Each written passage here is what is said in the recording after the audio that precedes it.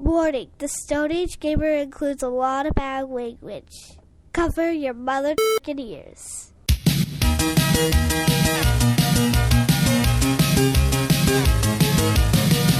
Good evening and welcome to the Stone Age Gamer Podcast. I am Kris Randazzo and joining me tonight is Dentist of the Year, Dan Ryan. Oh, I'm so good. You don't even want to fucking know how good I am at dentistry. He yanked out my teeth and then recorded a podcast. That's right.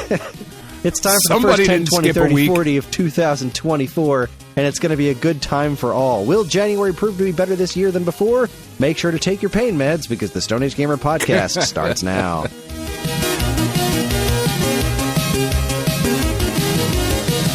Hi, everyone. This is episode 499. It's a lot of episodes, Chris. That's a lot. It's a lot of episodes. That's not including any of the bonus episodes like last week's.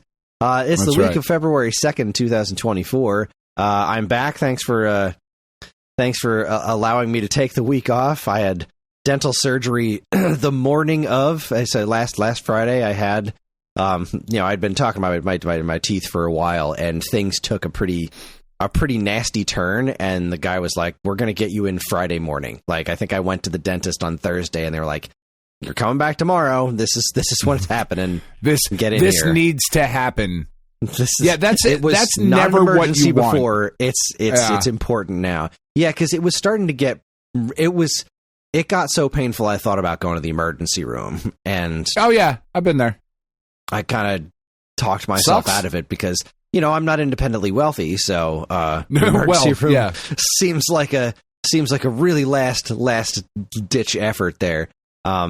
So I was able to get find a dentist with Karen's help that actually takes both of our insurances. I went out there and he was like, yeah, so what you got going on here is the cyst that was under this tooth is infected, and that's what's causing all of this pain, and also that other tooth that might have had to go before definitely has to go now. So let's get this shit done. Let's make it happen, Captain. Yeah, which was, the surgery itself went off without a hitch, and the first 2 days, it was hard to physically speak.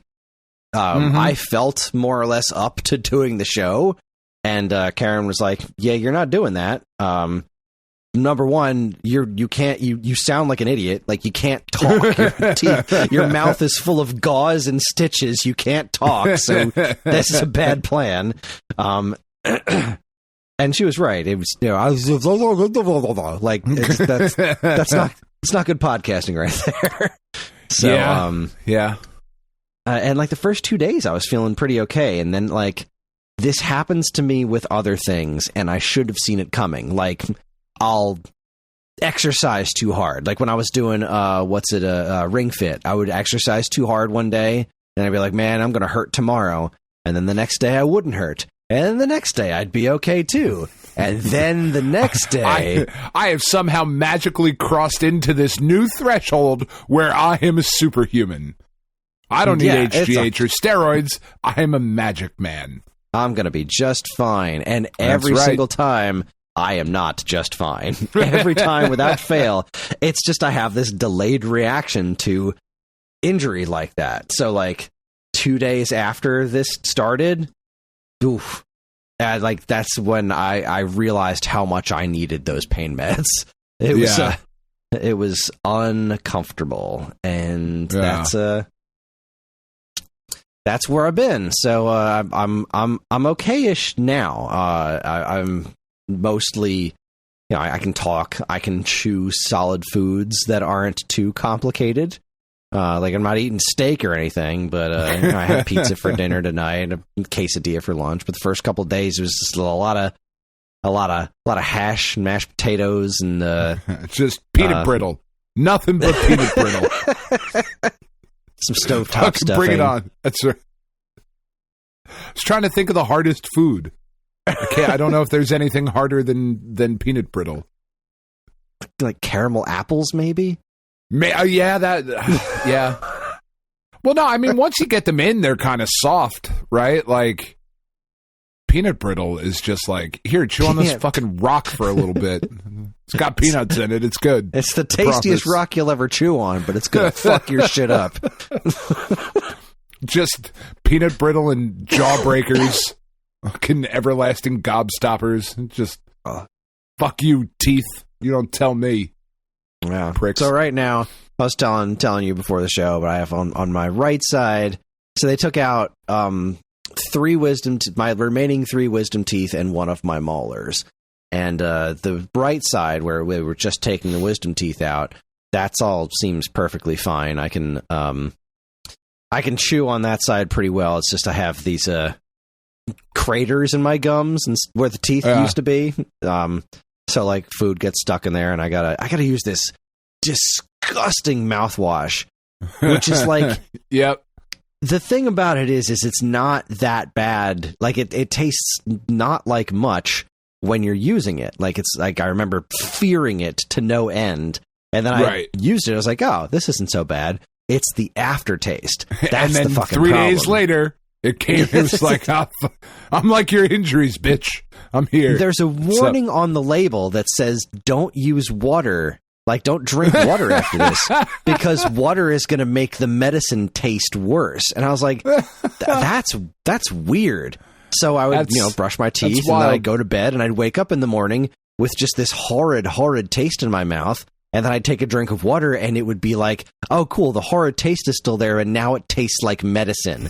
It's like, this stuff is demonic. I hate it. Yeah, but I don't think I have to use it much longer. I hope I don't have to finish the fucking bottle. That doesn't seem to make any sense. I think I just have to use it until the stitches are gone. Yeah. That's my best guess. I had my wisdom teeth out in college. I remember I remember the fucking like the pain a couple of days later. Like that's all familiar. And the stitches just kind of hanging out in your mouth like, hey, I'm a string. What's up? How you doing? I don't remember a mouthwash though. I think I just went like saltwater rinses and whatnot. I don't. I was so fucking freaked out about the concept of like dry socket. It was like, oh, if you get a dry socket, it's just the worst thing ever. So I was like, I can't even use mouthwash. I can't even swish. What if I swish out the clot here in my head? I get so fucking weird about that. I think we've talked about that before. Like, I don't watch medical shows, right? Because I just get so fucking weirded out by all of that shit. And I will have whatever happened. Like Tiff the other day, like it was just I was cold, or I don't know. I was just laying weird my neck because my neck is all fucked up. I was dancing around in the car earlier, which I shouldn't be doing with my neck and my shoulder being all fucked up. I was like bobbing my head like a jackass, doing something, and like it clunked. My neck made a clunk, like a fucking car going over a bump. And I was like, well, that's not fucking right. That's not... Your check engine light came on. It did. I was like, what is happening? This is so odd. So I stopped doing that shit. So anyway, God, I don't even fucking remember where I was going with this. Check it. Pain. Nope. Fuck. I lost it. You think things are wrong with you when you see them on TV. Oh, yeah. I think things are wrong with. So anyway, so my neck is all fucked up. And it's like, it's affecting my arms and my shoulders and my back. So I went to hand Tiff something the other day. She was like, can you pass me that soda? I don't fucking remember what it was. It doesn't matter. And my hand was a little shaky. Like just a little bit. And I don't know if it's because of my neck or the way I was laying or if I was just cold or whatever. She was like, why is your hand shaking? And now, every 5 minutes, I'm like, is my hand fucking shaking? Do I have Parkinson's? Like, that is the only thing I've been able to think about all fucking week because I'm a maniac, Chris. I'm insane. That sucks.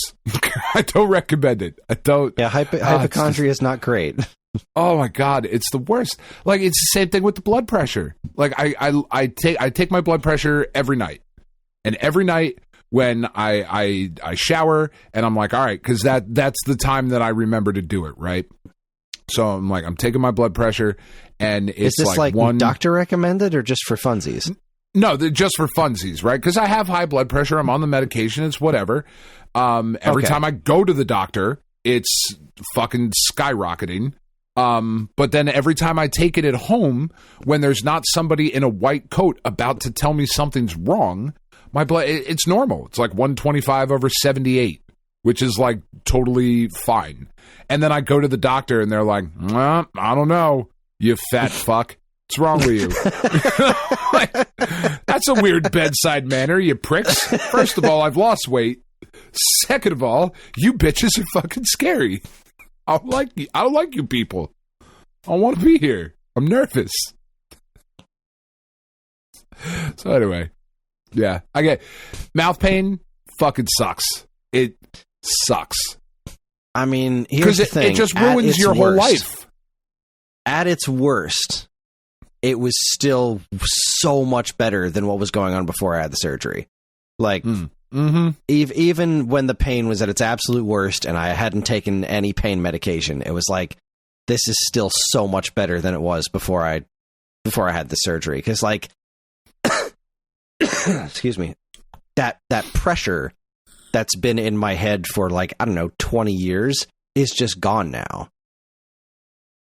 Yeah. And, you know, on top of all the searing pain from the sideways tooth that's always been driving me crazy for, again, like 20 years or something. But it's I think what's making me so impatient about it just getting fully better is, like, I can tell how much better this is than where I've been for such a long time. Right. And I can kind of, like, I'm able to start imagining what it's going to be like when this isn't an actual problem anymore.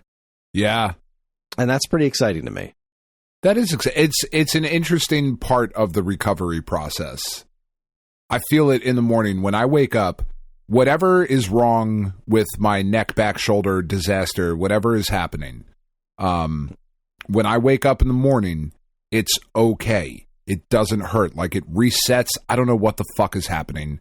I'm very excited. This one, I'm actually excited to go to the doctor just so I can have a fucking answer.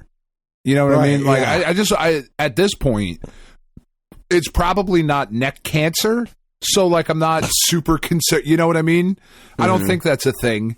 It's like, if it's a bulging disc or if it's a whatever the fuck it might be, I just need somebody to be like, here's the problem. Here's what we're going to do to fix it. Right? That's but when a I wake wonderful up feeling. Oh, it's great. When I wake up in the morning, it feels okay. So, like, I wake up and I lay in bed for a minute and I'm like, oh, have I come through to the other side? You wake up in the morning, it feels fine. You put on Pearl Jam's 10, you headbang. I headbang, and then I put on some Slayer after that, after I've warmed up a bit. And then it's just a fucking shit show the rest of the day. Because, yeah. Anyway, I totally get it. I get it. I have had my fair share of mouth shit. And, it fucking sucks. Because once it goes, you're right. Like, once it really, really goes, there's no making that feel better. There's no, well, if I lay this way, it feels a little bit better. It's just, nope, this is constant pain all the time. Yeah, that's what was going on with my teeth. Constant pain all the time. And it's quite the relief to have it finally going away. Well, that's good. I'm very happy. I am. I was successful with Gambler. $26. Nice. That's a small one. It's a small one. It's fine though. It's better than nothing. It's not nothing. It's enough to pre-order the new. To pre-order Jar of Flies, Chris. Well, speaking of dollars, it was it did not cost me much to get this done. My insurance actually came through for me. That's wild. I went to the dentist and they were like, all right, here's what it's going to be without insurance. It's $2,800. I was like, okay, my insurance is going to... That's too many of those. That's too many of those dollars. We'll figure it out. Like, your insurance is going to do something. We just don't know what yet. So they looked into it, and they're like, yeah, it's going to be closer to like $900 or something. And I was like, all right, well, that's a hell of a lot less than $2,800. It's still a whole lot of dollars. And still not great.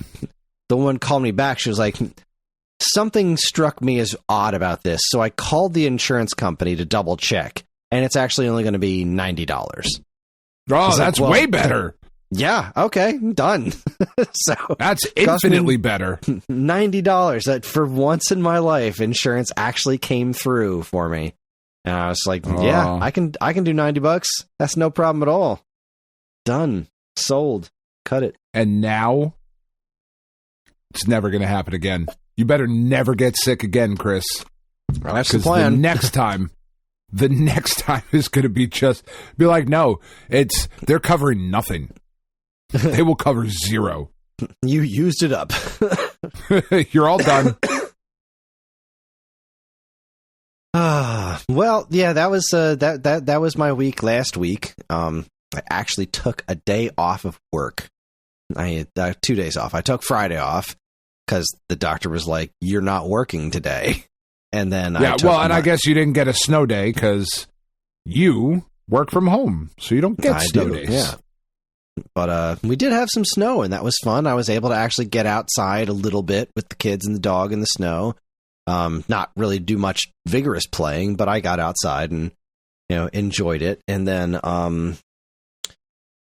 Monday was where I started to. That was when it started like really hit me. So I took the day off on Monday, and I spent that time playing some games. And I'm pretty thrilled with the way this all has panned out for me. I was before that, like on the week that I was, the week leading up to the bonus episode, I actually went back and checked. The only thing I played all week was Vampire Survivors. I was just like, I was on a mission to 100% that game. Like, I just needed to get that done because I knew the DLC was coming. And I wanted to have it 100% complete before that happened, and I pulled that off. I got back up to 100% completion on the Switch, and then I got my copy of the Metal Gear collection in the mail, and that was, I've been talking about that for a little while. I was really itching to play that game because I haven't played Metal Gear in a long time, and I was really excited to get that. So, it's an interesting little collection. It has some quirks. I have played through... The first thing I did was I played through NES Metal Gear. That's the thing I wanted to do first, because I don't think I've ever actually beaten that game myself. Right. Even as a kid. I know I used to play it all the time as a kid, but I played it this time with a walkthrough, because I'm a grown-up and I don't need to... I don't need to deal with this game's bullshit. I don't need to feel any particular way about it. I just want to get through it. I want to have this experience, and I don't know where there was so much stuff in there. I was like, man, I am so glad that I have save states right now. There is no rewind. It's just save states. Mm-hmm. My plan was to do Metal Gear NES, followed up with Snake's Revenge, and then move on to the MSX which games. Is not a great game. Yeah, see, well, I'll get to that in a minute. First, I wanted to talk a little bit more about NES Metal Gear, which is... It is a weird game. It definitely has its flaws, but it is overall a pretty solid game. No pun intended. It's so fucking good. I love that game so much. The music is so good in that game. I never got sick of the music, and like it was the way it just drops the ball so fucking hard at the end. Like, no Metal Gear. Just put a bunch of plastic explosives in front of this giant computer screen. Like. Why? Come on, man. What are you doing here? You couldn't have done anybody. This is Konami. You can do better than this. I know you can do better than this. I forget what the reason. There is a legitimate reason. I forget what it is as to why the ending of that game is the nonsense that it is. I think it had something to do with it must have had something to do with some kind of technical limitation, because the only other boss they changed, they took out the Hind D helicopter too. Right. And they replaced it with two dudes. So, like, it must have been some sort of technical limitation. And to that, I say, you're Konami. you could have figured this shit out. You could have figured this out. There's no doubt in my mind. If anyone can make that work, and especially now having played the MSX version, right? Like, those things didn't move. They were stationary objects. They, like Metal Gear and the Heinz D helicopter, don't move. They're completely stationary background objects. You could have just drawn them as the background. Like, anyway, Metal Gear for NES is such a good game. It's really cool. It is not something that I would recommend doing without a walkthrough in this day and age. Like, it's just, some of the things you have to do are so insane, and there's a lot of cheap deaths in it. Like, you just walk into a room and then the floor opens up and you're dead. Fuck. Fuck. What's weird about that is, like, as you're saying it, I'm thinking, like, I could not tell you, because I agree, there's a bunch of, like, cheap shit in there, and a walkthrough sounds like the way you should play it. I could go into that game right now. I don't need one. I would not need one. I could breeze through that game, no problem. But I can't sit here and tell you, like, I have to actually be doing it to be able to do it. You know what I mean? Like, I couldn't walk somebody through it. I have to be physically playing it. And as soon as I am, I'm like, oh yeah, it's this. And you go over here and you do the thing, and you get the bomb blast suit, and you look like a fucking asshole for a little bit. And like, there's fun little translation weirdnesses, like the bomb blast suit. It's like, you put this thing on because there's wind or something. There's a shield or something. Like, what is? I remember getting to that when I was a kid and being like, what is happening right now? You this doesn't make any sense. And you just slide back. Like, what is happening? I'm so confused. But anyway, I used the walkthrough. I got through the game. It was fucking great. And so I moved on to Snake's Revenge, and I have always been enthralled with that game because it looks neater than the first Metal Gear. You know, it's got a nice look to it. Yeah. The music's really good, but the game itself is so tedious. I made it like a half an hour into it following the walkthrough, and it is so... The first Metal Gear is janky as fuck. Like, there's a lot of weird hit detection things. Like, it's really easy to just kind of screw yourself up on like getting stuck on a wall, or like you wanted to move up and Snake just won't move where you want him to or something. Snake's Revenge doesn't alleviate that so much as it makes it worse, because it's so much easier to get spotted, and it's harder to hit with weapons and stuff. It's just, I wasn't having any fun. So what I wanted to do was like, all right, is this worth making it through? So I looked up a video online of like, what's the last boss fight? Like, what am I working my way towards? And what am I getting to? What's my reward for slogging through this? Exactly. Like, I mean, I could make it through this. It's not going to be super fun, but like, even when Metal Gear was being a pain in my ass, I was still having a ball. And I wasn't having fun with Snake's Revenge. I just wasn't. So I watched the video of the last boss fight, which is an obnoxious remote control missile. Like, there's a weird, odd-shaped tunnel that you have to shoot like 15 to 20 missiles through to blow up a completely stationary Metal Gear. It's like, just execute this flawlessly 20 times in a row and you can win the game. Yeah. I was like, fuck you. No. Where does that get fun? Absolutely not. I'm out. I'm tagged out. And I'm so glad I did that, because then I moved on to the first MSX Metal Gear, which I've always wanted to play, and I've never played it before in my life. And playing that back to back with the NES Metal Gear was such a fascinating experience, because the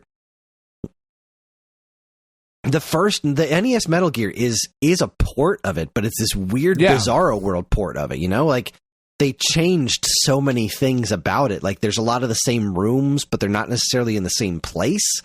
There's a lot of the same things, but they're different colors. Like, the NES game Snake moves way smoother. Like, the combat feels better. Like, the punching feels so much more tactile, and the bullets move faster, so that when you're using the gun with the silencer, it's actually useful instead of these really slow moving dots in the MSX one. They're like, I may as well just punch these guys because hitting somebody with the guns near impossible is ridiculous. But you can see like how they translated the specific sprites from the MSX game to the NES and how different they look. The MSX game is without a doubt a better game, but yeah, I've always heard like, oh, the MSX one's it's a fucking masterpiece. The NES game is trash, and it is absolutely not the case. The NES one is so much closer to the MSX one than I ever imagined because so many people have been building it up as this huge difference between the games, and it's like it's actually not that different. It's really following the same beats. But and in some ways, the NES one actually plays better. It's just that the MSX game is built better, you know? Like, it's not as smooth to play, you know, but the plot lines make a lot more sense. And it's obviously not...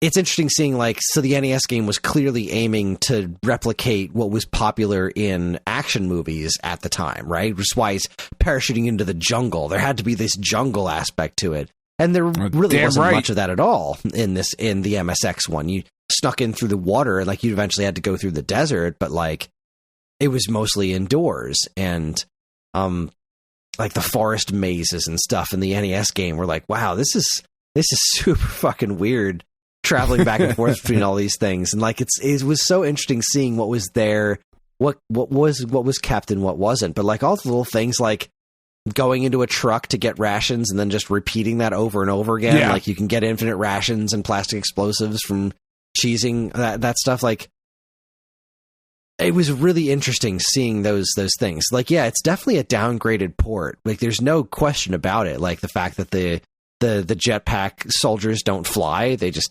wear jetpacks and walk around. Okay. That's right. Weird. That's what I do with my jetpack. Don't fucking judge me. Absolutely nothing. It's a style choice. But yeah, the two games were definitely a lot closer than I expected, and the soundtrack in the NES game blows the MSX game out of the water. Like the music in the MSX one isn't bad by any stretch, but the music in the NES game was legit great. And I'm glad they kept the boss music because that's the same in both versions, and it's definitely a great tune. But all the interior sneaking around, all the walking around outside, like it's it's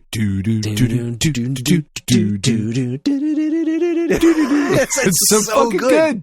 It's so good. It's so much better than doom doom doom doom doom. And like that's not a bad tune. It's just it's not. Really, both soundtracks are incredibly small. There's only like 4 or 5 songs in each game, and I just think they knocked it out of the park with the NES game, and it just wasn't nearly as grabbing in the MSX one. But the MSX one was such a fun game to play through. It's like, even when it was pissing me off, it was still a blast to get through. I'm really glad I did that. I have started Metal Gear 2. I was not prepared for how much of a technological leap there was there. Like that game really looks and sounds unbelievably better. And like, as soon as the first transceiver message happened, I was like, oh shit, it's Campbell. Like Snake looks like he does in Metal Gear Solid, and Campbell it's first off, it's him, and he looks just like he does in Metal Gear Solid. Like I had no idea that it was that closely linked, like art direction wise and character wise. Like because I had seen screenshots of the game, and I guess I never really paid attention to the I want to call them codecs, but it wasn't codec then yet. It was like still the transceiver, but like those little portraits, I didn't expect them to look so much like that, because in the original Metal Gear they didn't look like that. There wasn't any pictures. There was just that one little picture of Snake who didn't look like Metal Gear Solid Snake, but like they nailed that shit down in Metal Gear 2. So like I'm really, really excited to get through Metal Gear 2, because like I've only played like maybe 15 minutes of it, and when I didn't save because I still haven't made it through the entire opening sequence yet.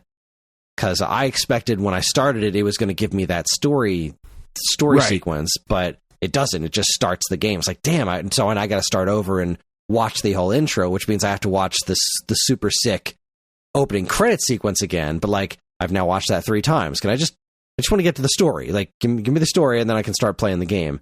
But like, it's got the radar in the corner. which the first game doesn't have, which is like a huge, really, really changes the way the game plays. I'm really, really excited to get to it. Like, I could not be happier. I'm going to play that, and I'm going to play Solid at the very least. But I put in to review it for Nintendo Force because I'm a crazy person. So if I get the review on that, then I'm going to really need to buckle down and play through Metal Gear Solid 1, 2, and 3. So yeah, that's going to be a thing. I don't know if I'm going to have to actually beat all three of the games because I don't really know how the review would work. Because I don't think you would have to like it. Because I should, but whether you should or not, Solid I should because I've never beaten Metal Gear Solid 3, and that's just a life experience I should have. But I've really beaten Solid 1 and 2 before. All I need to do to know what to think of those games in this collection specifically is play them for an hour or so. Like, I'll be able to pick up on that, no problem. I know those games very well. Here's my thing. So, the NES games and the digital graphic novels are bonus content, which are a different game. Like, you put in the cartridge and you get 5 icons. You get bonus content, Metal Gear and Metal Gear 2, Solid 2, Solid 3. So you put in the card and there's just 5 separate games that show up. So the first game, that bonus content one, which has the 2 NES games and the 2 digital graphic novels, except you have to download the digital graphic novels. They're not like there. The 2 NES games are. You don't have to download anything. But if you want to do the digital graphic novels, you have to actually download them. Then the second, they don't have a rewind feature, which I think is very obnoxious and kind of inexcusable at this stage, right? Because we've had the Castlevania collections, like the second Castlevania collection of the Game Boy Advance games. Like, I would give them a pass on the first one because by then it wasn't 100% the standard, but that's the standard now. If you're going to put NES games in particular in a compilation, you should have rewind now. That's just something you should have, especially for a game like Metal Gear, full of all those like insta-kill things. If it had rewind, it would be so much easier. But save states were fine. They did the trick. I'm not going to lie. Every fucking game should have a rewind. Fuck you. I don't care. Every goddamn game that comes out now should have a rewind. What I found more problematic was the second one, the Metal Gear and Metal Gear 2 little collection thing. That's far more problematic because those don't even have save states. There's no save states. There's no suspend feature. There's no rewind. All there is a very vague save system. And there is no indicator in the game of where your save point is going to be, which is incredibly annoying because there's a couple of rooms with the rolling barrels that'll insta-kill you for some reason. And there's a couple of those that if you're off by the tiniest bit, they'll kill you instantly. And there's no save point. There's no saving before that room. I had to play through a 15-minute sequence. The 3 times that I died on those stupid barrels, I had to replay a 15-minute sequence before I could figure out how to get through that barrel room. And that was really starting to piss me off. You could have been better. That was also an option. Sure, I could have. Get good as they were. If I'm not good by now, Chris, I'm never going to be. Yeah. Sorry, I am too old for that shit. And the fact that these 2 MSX games, you couldn't even give me save states on these games, or at the very least, like some sort of, because I would get nervous at the end of the day. I would have no idea where the game was saving me. Right? Like, okay, it's the end of the day. I feel like I've gotten to the next part of the game. Like I'm moving to the next elevator. And then I would hit the save. Next set piece, the next whatever. Yeah. Exactly. But I'd hit save, and then I'd load up the next morning, and I'd be like, well, this was a half an hour ago. Like, I got to do all this over again. And there was no way for me to know that beforehand without loading the game, right? Like, I can't That's annoying. Take a test and be like, well, let me check and see where this save point is. It'll just be like, the only indicator you have on the save file is, like, elevator, building 1, elevator, 2nd floor. I'm like, okay, but that doesn't tell me where I am progress-wise. That just tells me physically where I am. Like, I've been to this elevator 4 times. Which time is this? Like, I don't know where this is saved. It's such an obnoxiously low-effort thing to do for those games. I found it absolutely infuriating. Like, Konami, especially in a game that's filled with insta-death traps like this, like, you got to give me something. Like, you really got to give me something, because there's a reason they don't make games like that anymore, and when they do, people get pissed off at them, because it's shit game design. It was because it sucks. It's not fun. It's outdated. It's not a good time. Yeah, it's just not something you do anymore. Like, if I had rewind, I don't mind when I walk into a room. It's like, oh shit, there's a hole in the floor. All right, let me try again. You know, that's fine. With the save states in Metal Gear, when I was getting those late stages in the game, and it'd be like moving around and be like, all right, let's see if I can navigate this room. Oh shit, there's a hole. Oh, there's another hole. Wow, that's a dick move. All right, let's try again. And I just load up the save state and go and figure it out. But you can't do that in the MSX one, because, like, well, I didn't know that hole was going to be there, and there's no way to avoid it if you don't already know it's there, and now I've got to replay all this other shit. I'm old, I don't have this kind of time, and I've got 5 other Metal Gear games I want to play, so come on. Help me out here. Help me out. I'm an old man. God damn it. So that was kind of obnoxious, but it was well worth it to get through it, because, you know, it's still better than trying to hunt down an MSX computer and play it, and it's a damn fun game. That's when you put it that way, that it really does kind of drive home the point. I also booted up Metal Gear Solid and played maybe about 15 minutes of it, just to kind of like fuck around with it to see how it was. It is very refreshing to be on the title screen and press A to advance and B to go back, instead of the PlayStation 1 version where they reversed. We used to get returns on that game. We used to have people come in and say, broken. Like, this game's broken. I can't start the game. It's like, it's because the buttons are not the way you think they are. Press this button and you'll be fine. But no games do that. I'm like, I know. Press the button it says on the fucking screen, you jackass. It's not that hard. Fucking weird. It's like when they did the Mega Man Anniversary Collection on GameCube. It reversed the jump and shoot buttons. Like, you fucking monsters. That was unacceptable. That was absolutely egregious. It's like, there's a standard here, everyone. Like, come on, stick with that felt purposeful when they did that. They were like, yeah, we're gonna let you play them, but you're gonna hate it. You're gonna hate every second of it. You're gonna play with this tiny D-pad on this GameCube controller or the analog stick, and we're gonna reverse the buttons on you. Good luck. Fuck off. I'll buy it on PlayStation, jerks. You pricks. I don't wanna, but I'm gonna. So the only other thing, that was great, but there was a thing that irked me about Metal Gear Solid. Again, it's an extremely low effort way of solving a problem. So, okay. When you get to the tutorials, you know, when Campbell's telling you, like, when you do this, press the X button or the circle button or something, right? Obviously, those buttons don't correspond to the Switch controller. So instead of doing anything to replace the voice, or just, you know, removing that one line and saying press the button, right, or anything like that, or even it just goes quiet. When he starts explaining when anyone starts explaining anything about pressing buttons, they just cut the voices entirely, and it just becomes text. It's like you're watching Echo, and it's like, oh, now we're from Echo's perspective because we can't hear anything. Got it. Son of a bitch.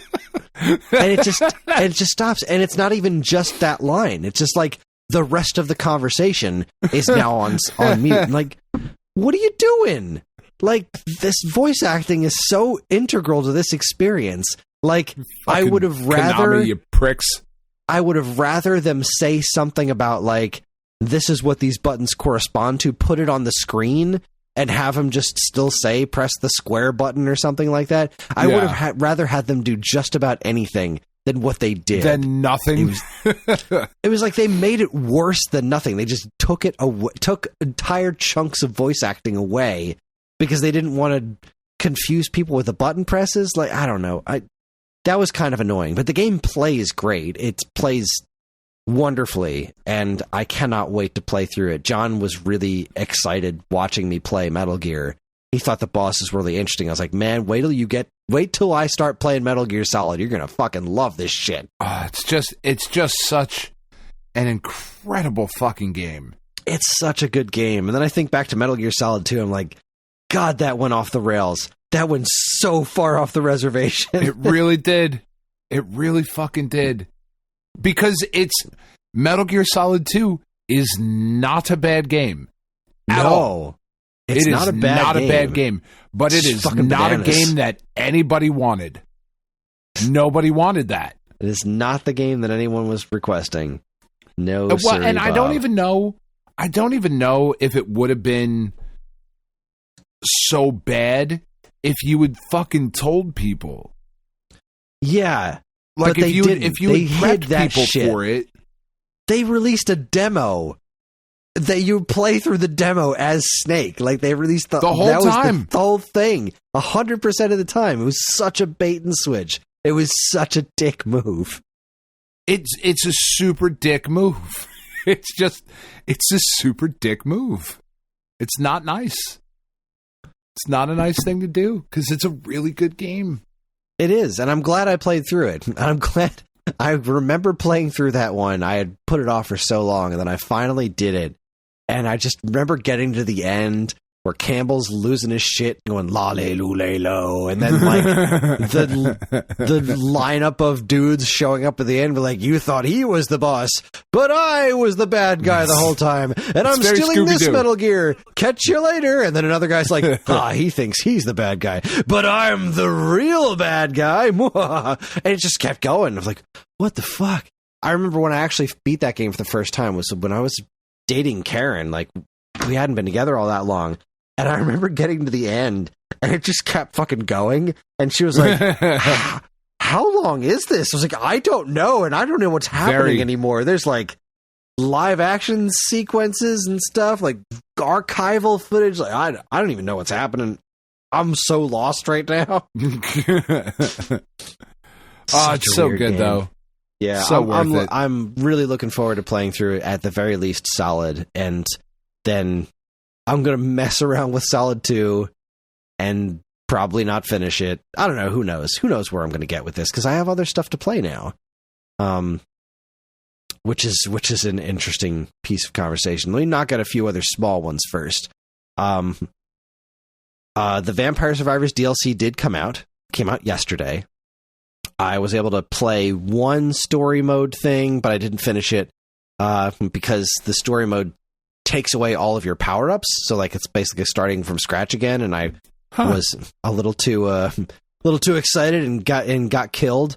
But what was more exciting to me than the story mode is the Among Us DLC. Yeah, which is fucking amazing. I cannot believe how good this is. So they added a new stage, which is like an Among Us stage. It's the spaceship stage, basically. Which is awesome. You start in that little lobby where you're starting a game where everyone's joining up in the lobby. Like you start there, and then like the rest of it's just the stage. And as you play, things will happen and be like, a message will show up on the bottom of the screen saying like, "Oh, this thing's overloading." You bring up your map and go to that spot to push the button to stop the thing from happening. That's wild. That's awesome. Amazing. The weapons that you get, so like you can unlock all these different little Among Us dudes, and they have unique weapons, which is amazing. The one weapon, because I've only unlocked the one guy so far, the red one and the horse. I don't know what the horse is. I've not seen that in Among Us, but I haven't played Among Us in a long time. But the horse's weapon is hats. Oh, that's exciting. Throws hats around. love fucking a dude up with a hat. It's so funny. But so you get this what do they call it? It's like it's a call or something like that. It's like a vocal thing where it yells. Okay. And it's named after a term that's used in the game. But when you evolve the weapon evolves to emergency meeting, which is amazing. What it does is it kills all of one type of enemy on the screen at a time. So what happens whenever the weapon activates, this screen comes up at the bottom with mugshots of all the different enemies that are on the screen at a time. Nice. And it crosses out one of them and says that was the imposter, and then it kills all of that enemy. Like, this is genius. I cannot believe how well you integrated Among Us into Vampire Survivors. It is so smart. That's crazy. You can get little Among Us dudes to follow you around. Like, they're on the screen, they're on the stage as items. So you pick one of them up, and you can evolve them just like you would evolve items in the game. And you have to get the right colored one to match whichever Among Us weapon you're using to evolve it. But, like, they'll follow you around and, like, do little attacks, like little mini familiars or something, these little mini Among Us dudes. It's unbelievably well done. That's so cool. I could not be happier about it. So, like, I'm going to unlock all the Among Us characters. And there's, like, 6 different Among Us characters you can unlock, which I'm really excited about. And they're all just the little fucking... Yeah, they're the little dudes. Color so guys, like the red one, the red one, the yellow one. There's horse. There's one. The M&Ms. You can see the you can see their silhouettes on the select screen, and one of them is one of them is called Imposter, and it's got like the teeth and the tongue and everything. Nice, which looks really cool. And the enemies that show up, like a lot of them are just like weird monsters, but a bunch of them are like Among Us ghosts or flaming Among Us dudes or something like that. And they've all got goofy ass descriptions in the bestiary too, which is just, it's so good. I love it so much. I'm so happy about it. And I cannot wait to play. Once I finish that, I'm really excited to get and dive into the story mode because it's so fucking goofy. Like on the title screen of Vampire Survivors, there's this one girl character who's doing a Bayonetta pose. She's like, doing the cover pose from Bayonetta 2, basically, like a one-to-one drawing of that. There's a character in the game, one of the earlier characters you unlock, his name is Poe, and he's just this ancient guy with a cane, and his weapon he starts with is the garlic. I like him. The story mode title screen is him in that position. Nice. It's fucking glorious. He's got a bunch of garlic in his hand. It's like, this is, oh my God, I could not love this game more. The DLC cost like $2 or something. Like, I don't understand how you do this. I'm so glad you do. You are just wonderful. Console Vampire Survivors, just keep doing what you're doing. I want them to do more video game crossovers because if they're going to keep doing shit this smart, it's just unbelievable to me. And I do love how smart they are. Like, a lot of people keep asking, when's this game coming to PlayStation? And their answer is like, it will come to whatever platforms we can make it for. Because, that's what's taking them so long to port it, because they refuse to give up anything on this game, any control at all. Like, if they farm it out to somebody else, they aren't the ones making the port. And so they're going to make the ports for whatever platforms they're going to come to as thoroughly and properly as they deem necessary, which you got to admire that level of creative control. I do. I really do. I just fucking want it. I know. I get know. it. I want get PlayStation what you guys are doing. To have it too. I fucking want it. I just want to have it. I've played it. It is exactly the right brand of stupid. I've played it on my TV. I play it on my TV with my phone and my backbone and all, like, and it's fine. It works great. But it should be on PlayStation.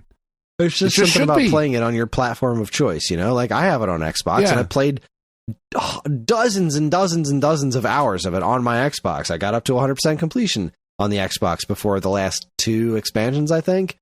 And then I did it all again on Switch, because that's where I want to play the game. And goddamn. You fucking pricks.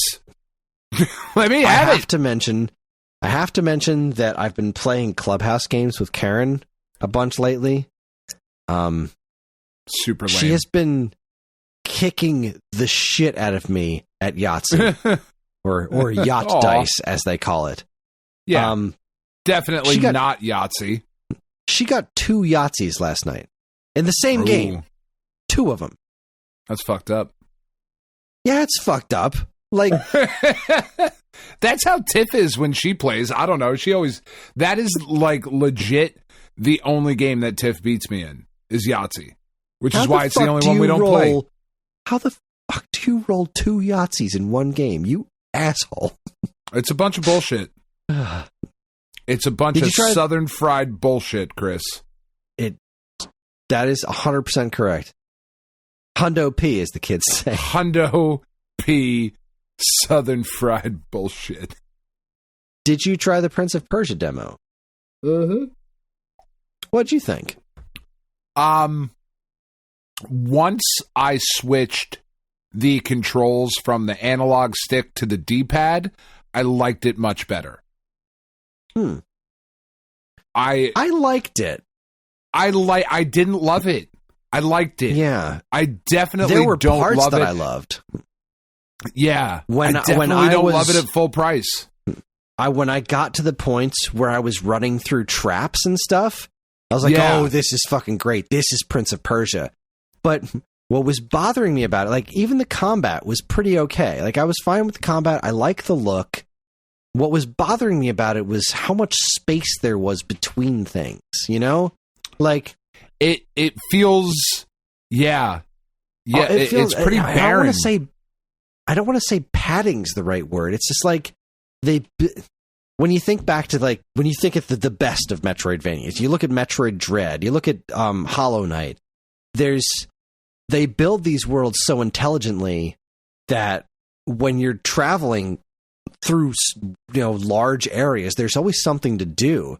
And I felt like even in this demo, there'd be times that kept popping up where it'd be like, okay, so I'm just running straight.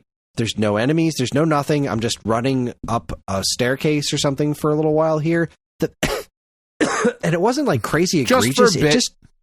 It just threw off the pacing so much. Yeah. Like, it didn't feel quite right. And I wanted to love it because it's been getting so much praise. And I think some of the praise is definitely warranted. Like the segments that felt like classic Prince of Persia with traps and stuff, that was really cool. And the screenshot thing on the map is genius, and that needs to be a standard in every Metroidvania going forward. I think that was a marvelous idea. But outside of that, I didn't give a shit about the story. I've heard it gets better the more you pay attention to it, but, like, I don't know, it started off and it was like, nothing here is grabbing me. Like, nothing here is interesting. It's okay. It's because, like, good. Sands of Time, I was immediately invested in the main character. He had a great personality. Yep. I was immediately invested in it because of the characterization of the prince. And I didn't get that off of this new guy. I like the concept of the Prince of Persia being like Zelda or something, where that's who you're saving instead of the prince actually getting out there and doing all the business himself. But outside of that, like, there was nothing about his merry band of thief friends who were like what do they call themselves? The Immortals? Like, it wasn't doing it for me. And again, not bad by any stretch. It just wasn't scratching the itch. So I'm okay with not buying it right now, especially considering that I have several Metal Gear games to play, but I'm a little disappointed. I would have been upset if I would have purchased that at full price. Yeah, been same like, here. oh man, this is not what I was expecting. That's kind of like lame. Maybe it'll get there, but I'd probably like slog my way through it and eventually get the hang of it, and probably think very highly of it by the time I was done. But yeah, it just seemed like it wasn't quite. They didn't quite nail it the way the best. It didn't seem does, done, you know. It seemed like somebody really seem needed to take the editing pen to the map. Is what I think needed to be done to it. Because, like, combat and stuff was pretty thoroughly thought out, and the weird timey mechanics or whatever was going on there was all very interesting. But the map itself, there were too many instances where there was just nothing going on. it did feel good to play. Like, I actually didn't have a problem playing this with the analog stick, similar to Dread. I didn't have a problem with it. I just prefer playing with the D-pad. Most of the time, I do kind of feel that way, but this one really didn't bother me at all. I like the abilities you have to like dash through the air and stuff like that. It's cool. It's a cool game. And I'm looking forward to maybe giving it another shot later to see how well it all comes together. But the demo didn't sell me on it. No. Yeah, so, agreed. Hard agree. This morning, today is Friday, January 26th is when we're recording this episode. And this morning, we got information about Arzette, which is a game that I can't believe I didn't mention in our games of 2024 we're super excited about. Yeah. I just completely slipped my mind on this one. I knew I was going to forget something. So we always do. There was some information came out about the physical copies of Arzette, and the people at Limited Run Games are damaged. There's something seriously wrong with them because they're releasing alongside Arzette, they're releasing a CD-i controller for Switch.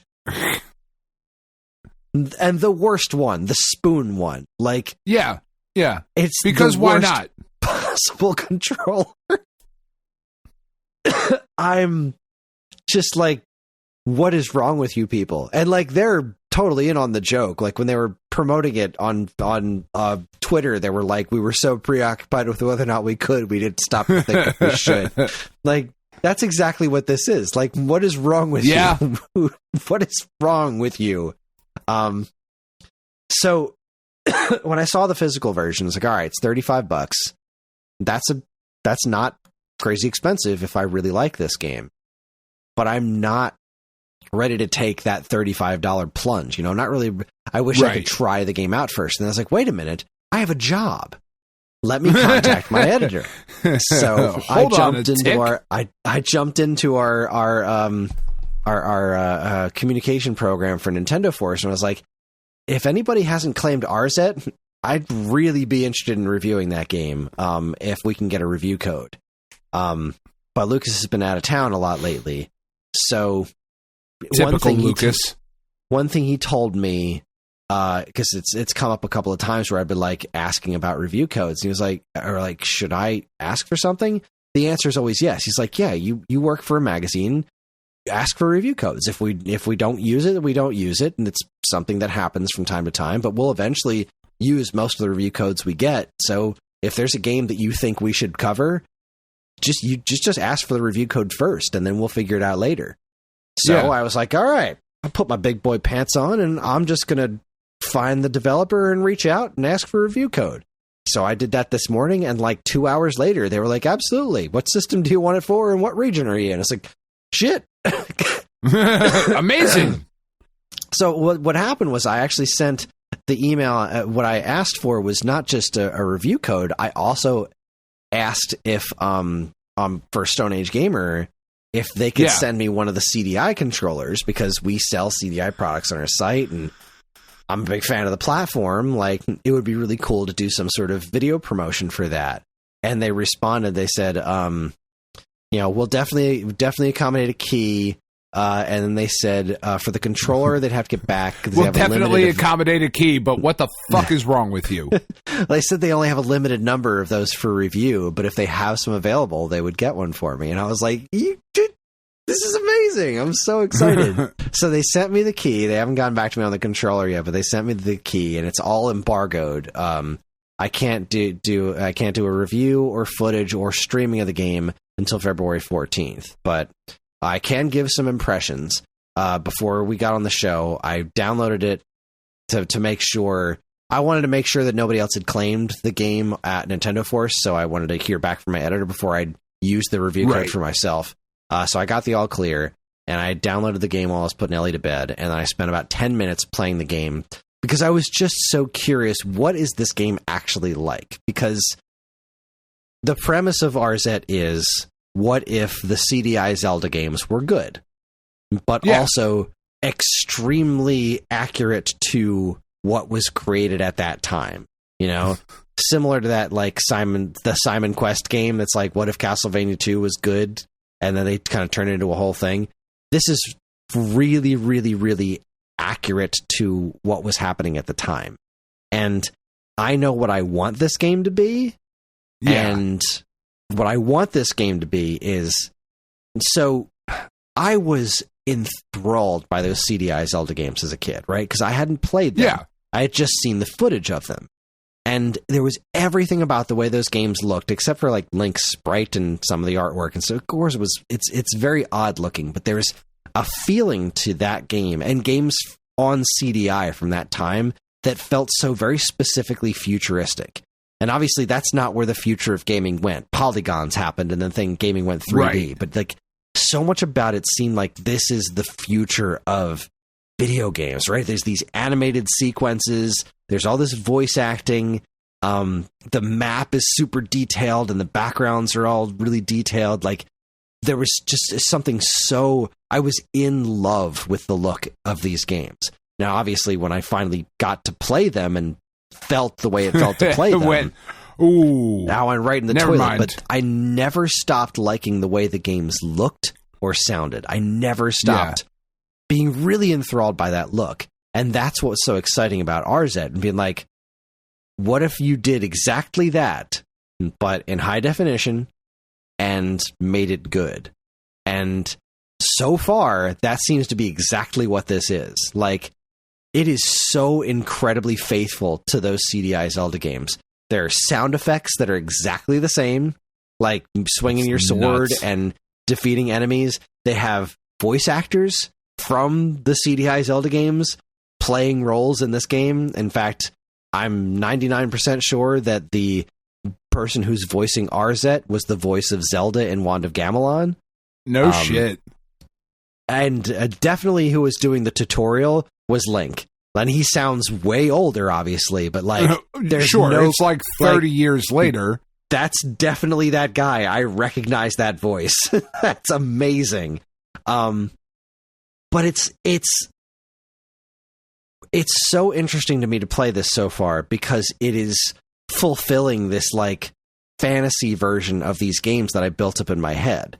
Like, it's playing like what it looked like it played like on that CDI infomercial, which I thought was really cool. And having played through Wand of Gamelon and Faces of Evil, there's a decent game underneath that. It just wasn't built very well. And this doesn't have that problem. Everything runs smoothly, but it's like, it's also so accurate to that. Like, I encountered a character in the woods, and it just went straight into this weird animated sequence that's drawn just like the CDI games. But the interaction was like, it was slightly goofy, but also like completely earnest, just like those old games. Like, it's treating it with such reverence. And it is so far, like, for me personally, a dream come true. But I have no idea what this game would play like to somebody that doesn't have any nostalgia for that specific look of like, man, this is what the future of gaming is. But having it be like you imagined it instead of what it actually was.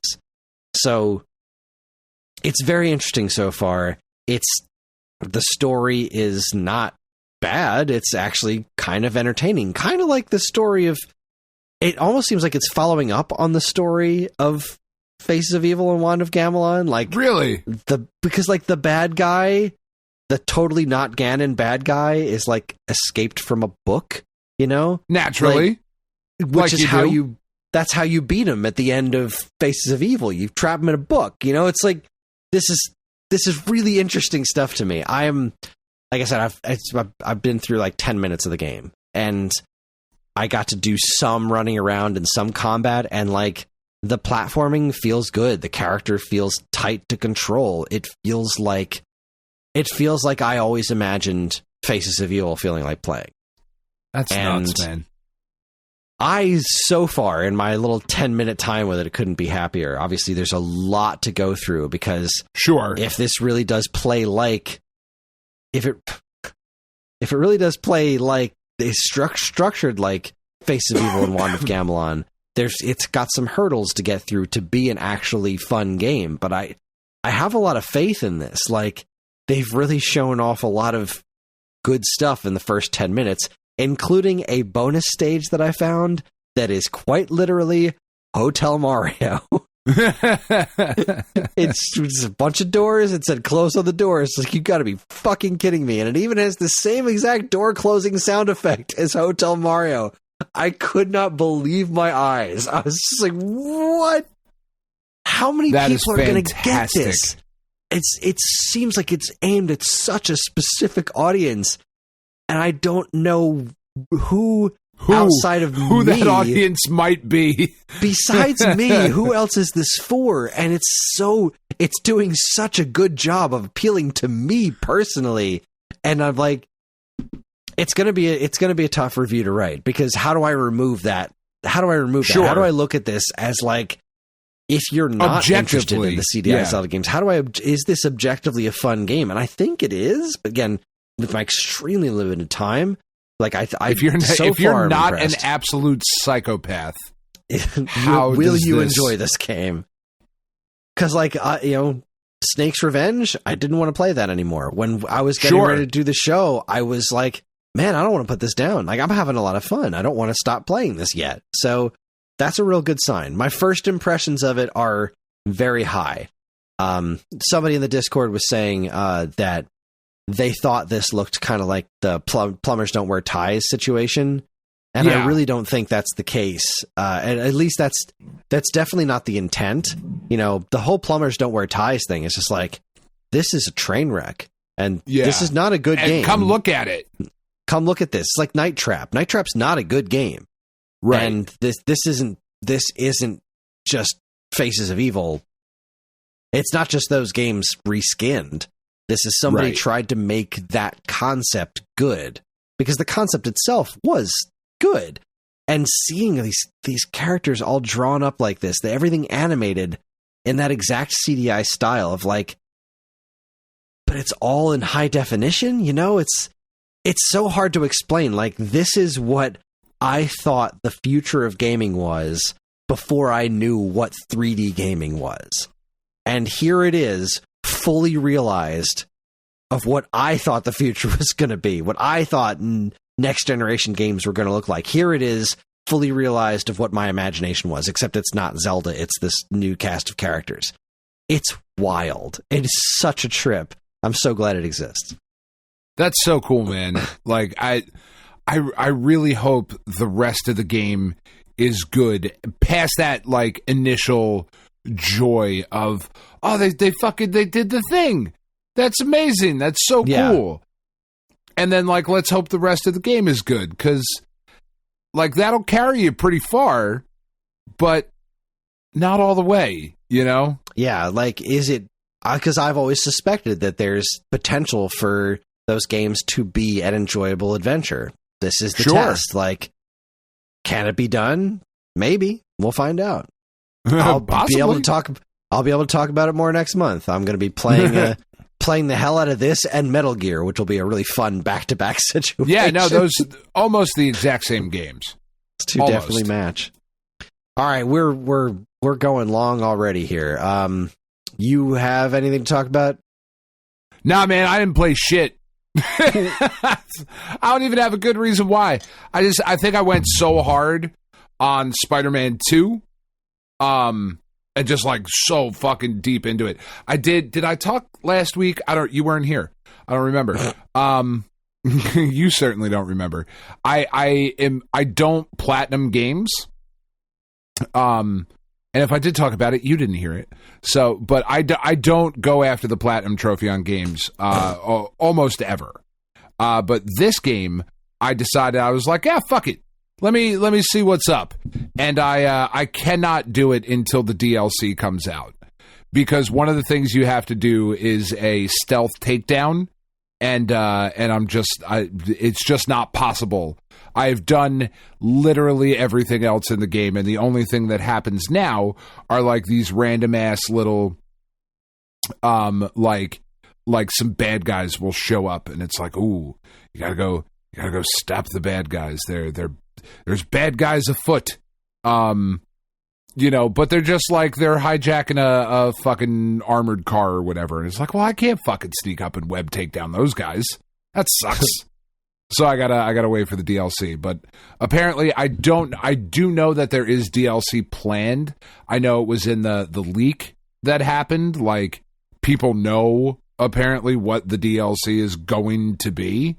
I do not, because I didn't fucking look at it, because I'm better than you. No, I don't want to know. I want to be surprised.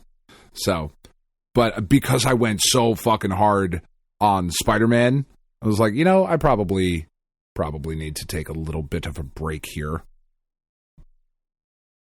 So that's fair. That's fair. All right, well, there's definitely some news to talk about. There are some things to discuss. Oh, that's right. I forgot we did that. So it's time for Week Old News.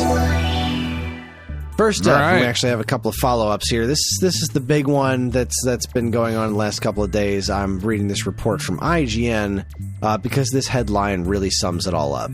Microsoft becomes the second ever $3 trillion company after laying off 1,900 people. It's fucking disgusting. It's fucking really gross, is. Man. It Knowing really how much of a golden parachute they taught. What did they give Bobby Kotick? Like, I know. There was some sort of he got some insane amount of money after leaving the company, the fucking scumbag. So they paid all that out.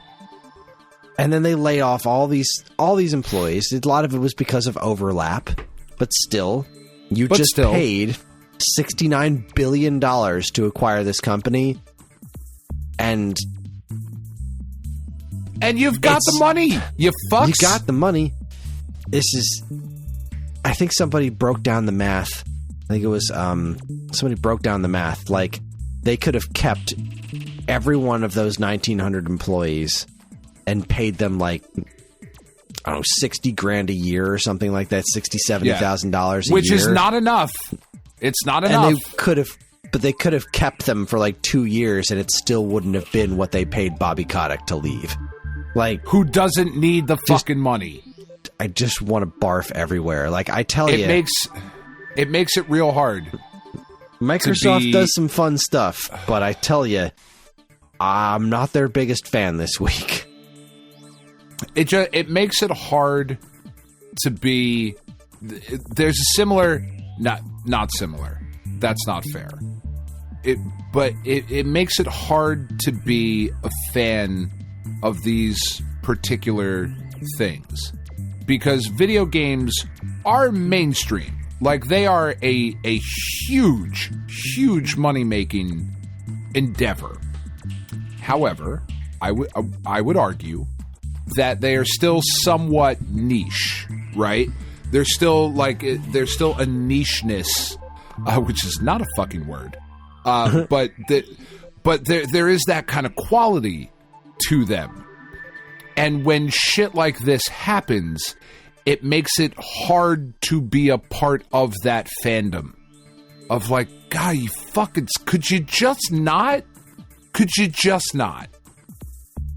And where I was saying, mistakenly, it's not similar, but the feeling of like being a fan of this particular, I don't know if you've seen anything that has been happening with Vince McMahon recently. No.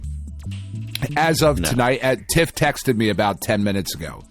He resigned tonight as the director of the board of TKO, which is after the merger of WWE and UFC happened in September, November, something like that.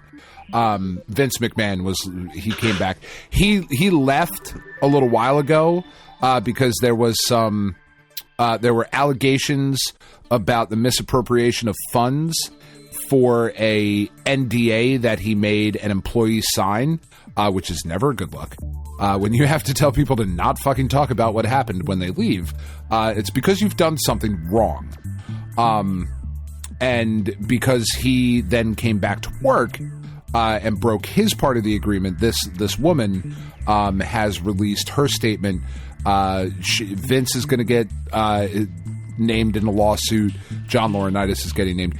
And it is fucking gross.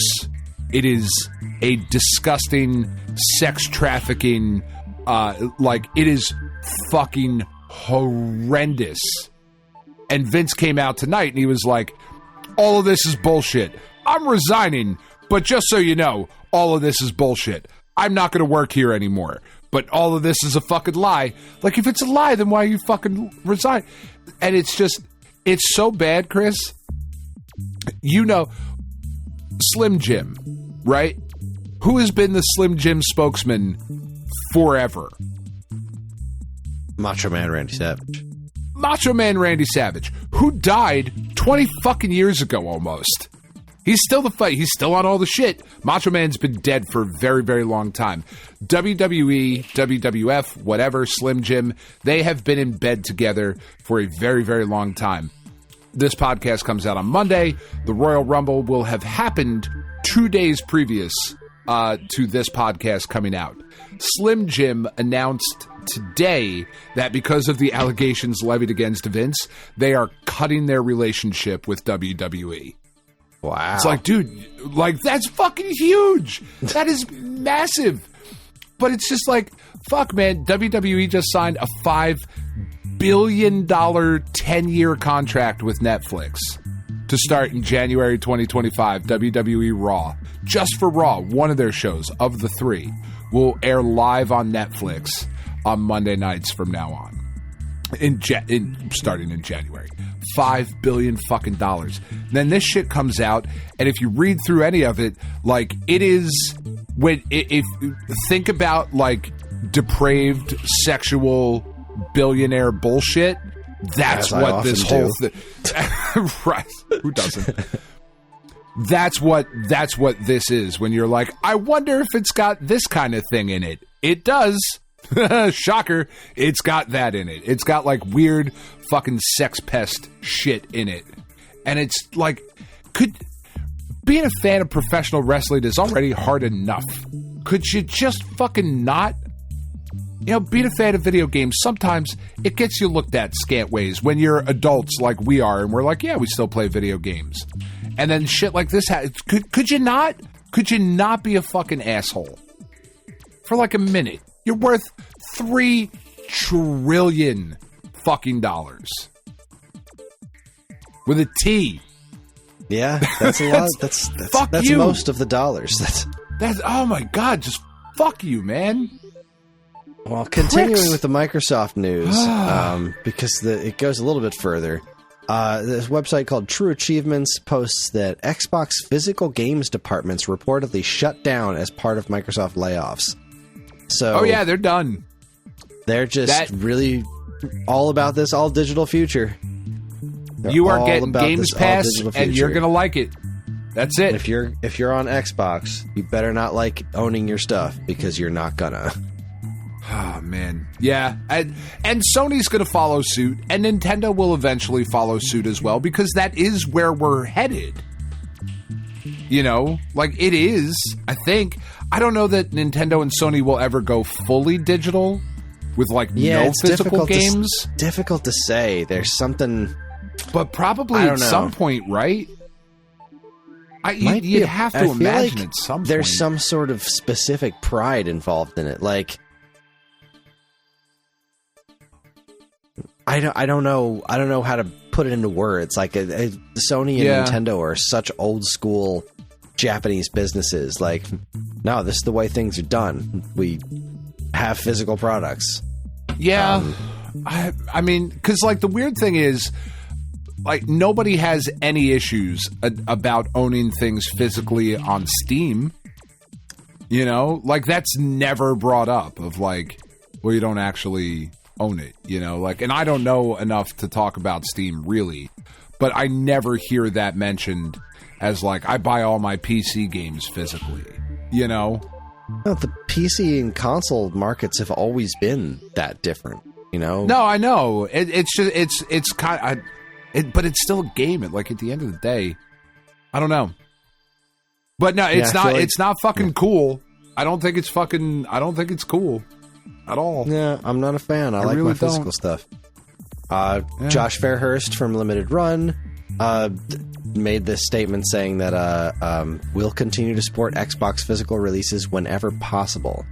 This comes off of the news, I think, a week or two ago, where they were asked about the Rocket Knight thing, and he said... Oh, yeah, he said, yeah, like, it doesn't sell. It doesn't sell. Like, we'll make physical games when we can. We like Xbox, but we also can't just make products that aren't going to sell. That's not how you stay in business. Well, it's just not the platform for it. That's what, it's like, not, Xbox is a very specific thing. A lot of Xbox owners don't really care about the physical media. So I don't like it, but that's just one of the reasons I'm not an Xbox fan. I'm not going to shit on anyone who doesn't care. It's like the people who shit on a Nintendo Switch Online. It's a virtual console. Like, it actually doesn't bother me that I don't own those games. It's like signing up for Netflix. Like, okay, well, I have this I know that allows me access to these. You know, I know that going in. It's the ecosystem I'm buying into, and if I ever don't want to do it anymore, then I won't. And there's other ways to play those games if necessary. But I find it to be worthwhile. So I don't like it as far as the whole phasing out physical goods entirely. But at the same token, it just is what it is. Yeah, is what it is. And there is a lot of that. I don't know for sure, but I think there is a lot of crossover from like old school PC gamers or like even like modern PC gaming, like that the ideology around it that has transferred over to Xbox. It's why, like, when they bought Double Fine, I was like, well, that's a weird studio for you guys to buy. That doesn't seem to jive with what the Xbox market is.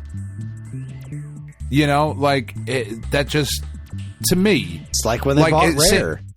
Like, when they bought Rare, when Ori and the Will of the Wisps came out. It's like, that's not a game for your system.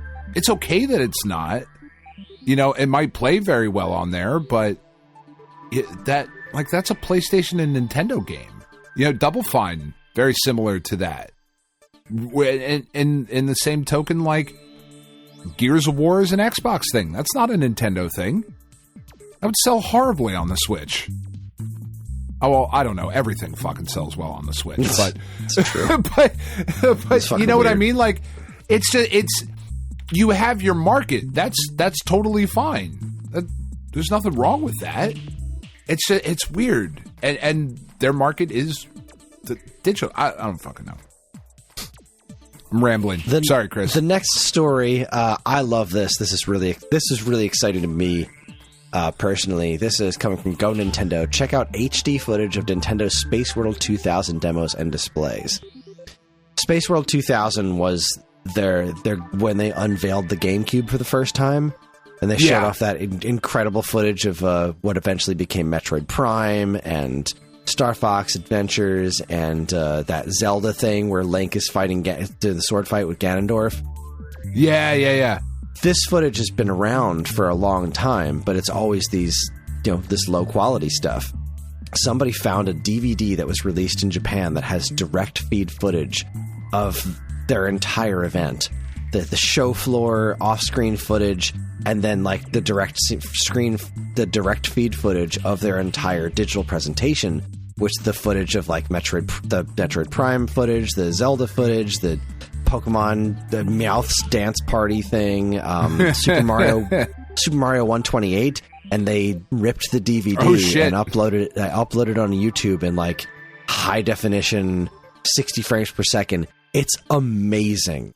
Seeing this stuff with this clarity is mind blowing, and I'm like super sad this didn't happen before my Zelda video came out. But the one that's getting me the most, the one that is killing me more than anything, is the Metroid Prime footage. Yeah, because there was something about it that was always seemed more low resolution or more artifacted covered than anything else in the videos. And watching this footage, when the door opens up and you can see what's happening in the door behind Samus in this early demo footage, is unreal. I am just, this is so crazy to see in this high definition. I'm over the moon. I love that this kind of stuff keeps getting discovered. It's like, what's going to be next? What are we going to get? What are we going to get new footage of next? Space World 2000 was like the thing. That was an unbelievable year for Nintendo, showing off the GameCube. So much promise and hype in these videos. And like this whole presentation with the weird booth babes and the Game Boy Advance cable that plugs into Japanese cell phones. Like, this is just fucking nuts. I can't believe this is in high quality footage. I can't believe it's real. I love it. It is very, awesome. very cool. Yeah, it's very cool. Also coming from Go Nintendo, we had a bit of a discussion about this on our Discord. Microids? I've never heard of them before. Microids Records celebrates Atari's 50th anniversary with special vinyl release. I would buy this in a heartbeat, except, so it's basically the soundtrack to Atari 50. So it's got the Robert Baffy's stuff that he did for the menu music, and then, you know, all the stuff from the newer games, like the remaster of Yars' Revenge and Quadra Tank and Neo Breakout. Really cool stuff. Vector Sector, like, this is neat stuff that I'd like to have this soundtrack. That would be nice. Except it's $45 for a single record. Yeah. Now, to put that into perspective, most single records like this are around like $30, $35. And even that's a bit much. You know, it's a bit much, but you understand it. It's a niche product, right? This isn't something that's going to be out there all the time. So if I have to spend $30 to $35 on a record, if it's something that I care enough about, I don't mind. But like, all right, so let's see. Limited run. I just pre-ordered this because I'm a goon. We were talking about this, the Rocket Knight soundtrack. This is a 3 LP, okay? So it's 3 discs. One with Rocket Knight Adventures, one with Sparkster, and one with Genesis Sparkster, okay? That's $60 for 3 discs. And they want $45 for one. Like, so I'm going to go to Ship to Shore, right? Ship to Shore. That's not that site. Ship to Shore. What are you selling stuff for here? Let's look at video game soundtracks on Ship to Shore. Nice folks there. Good people. Good enough, anyway. So let's see. We've got the Teenage Mutant Ninja Turtles Turtles in Time soundtrack. It is on 2 records, and this is the special glow-in-the-dark one. That's $52. Yeah. That's 2 records, $52, and that's a special one, glow-in-the-dark. Now, if this Atari 51 has something interesting or special about it, okay, I'd be willing to entertain that. But like Ninja Turtles 2, Back from the Sewers, $32. Even Contra Hardcore, that's a double album, that's $40. That's just for a standard $20 a record. That sounds about right. Soundtrack. The Mother 2 soundtrack is $45. That is a double album with a ton of music on it. So and Ship to Shore is like fucking niche, man. Yeah. Like, they are a small-ass little company. So what I'm getting at here is this is... The thing of it is they're a good at least $10 over regular market price for this kind of thing. And it's really bothersome because Atari has been putting this bit of a tax on some of their stuff. Like we were talking a few weeks ago about their recharged games through limited run. Yeah. It's like, oh, okay, it's $35 for 2 of the games? There's only 2 per game? That doesn't seem right. And it's like, sometimes their stuff is just pricey for the sake of being pricey, I guess. I'd love to hear more about why this costs as much as it does, because I would really like to own this. I think it's right up my alley. I adore that Atari 50 menu music. I think it's amazing. I think Bob Baffy did just an incredible job on this soundtrack, and it's a really cool. But not $45. $45 for a single record. It's just that's a lot to spend. Yeah, it's a big ask. Yeah, it's a big ask. I don't get it. I guess I wanted to mention this. So IGN had posted, a bunch of other places have posted articles about this Pal World game that seems to have taken off. Pokemon with guns. Yeah, and that's 100% why it's taken off, because it's Pokemon with guns. It's like, from what I've come to understand, it's a decent game, but it's Pokemon with guns, and that's why it's taken off. It's probably not going to be a long-lasting thing, but then again, what do I know? But it sold over 1 million copies in its first 8 hours of release. Exactly. It sold crazy well. That's nuts. Because it's Pokemon with guns. Like, it's not selling because of what it is. It's selling because of the pitch. It's everyone, I want to get this Pokemon with guns. I want to stick it to Nintendo. And I'm not making that second part up. That is a big part of the conversation is, I want to stick it to Nintendo. There's a whole meme going on about the Star Wars meme. Like, I don't want this game to succeed. I just want Nintendo to fail. Like, what is wrong with you people? Like, I get it. Understand. Pokemon games aren't as good as you want them to be these days. But, like, but still, need to be that fucking angry about it? Like, stop. I don't know. I think this Pal World thing is weird. I think I mean, it's such an obvious, I don't know if rip-off's the right word, but it's like the characters are all like, yeah, I know what Pokemon that is. Like, that is taking, lifting direct assets from these various Pokemon to be just barely legally distinct enough to not get sued. Like, it's not a secret what this is. No, and I somewhat appreciate the audacity of it. Oh, yeah, me too. Like, good I don't love it, but because there's also, like, I believe there's, like, some AI-generated artwork within, like, that's part of that game. So, like, but there is a definite feel of scuzziness to it. Like, I don't like guns. I don't like the fact that the thing that's the selling point of this is like, yeah, well, let's make Pokemon, hold AR-15s. Like, yay. I mean, it's not that, to be fair. That is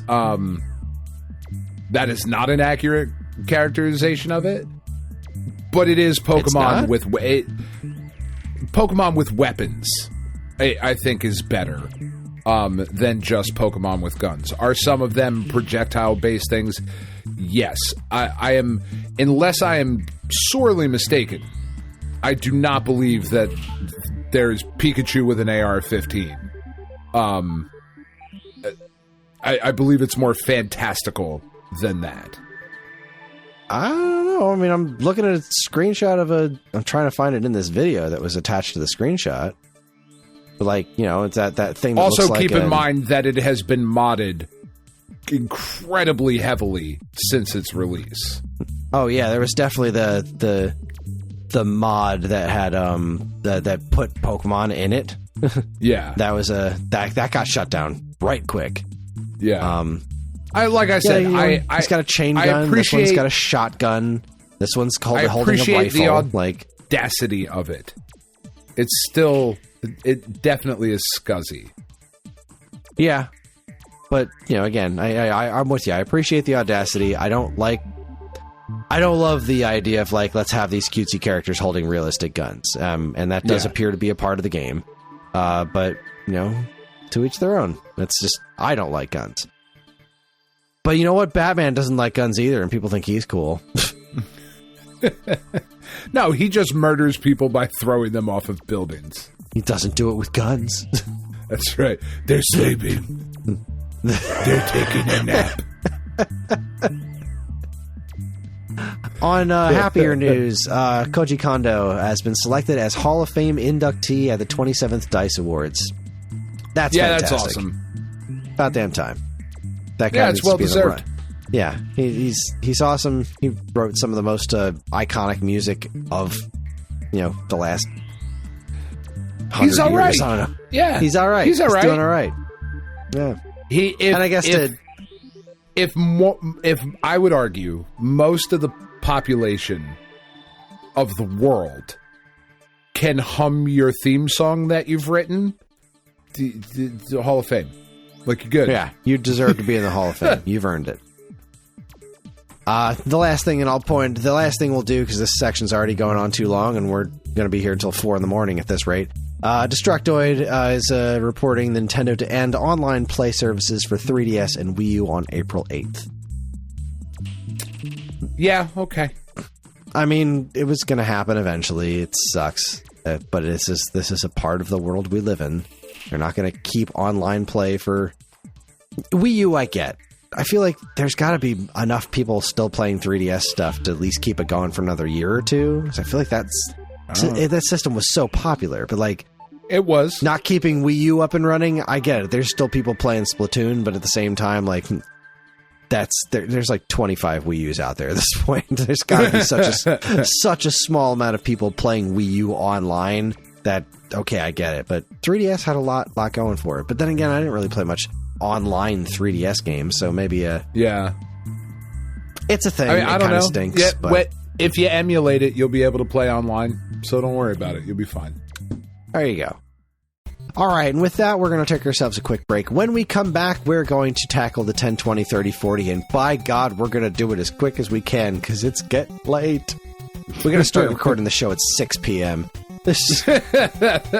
On Thursday. We're just going to fucking go. Kris and I will take off every Friday from work. It'll be great. This will be our work. All right. You're listening to the Stone Age Gamer podcast from Geekade.com. Stick around.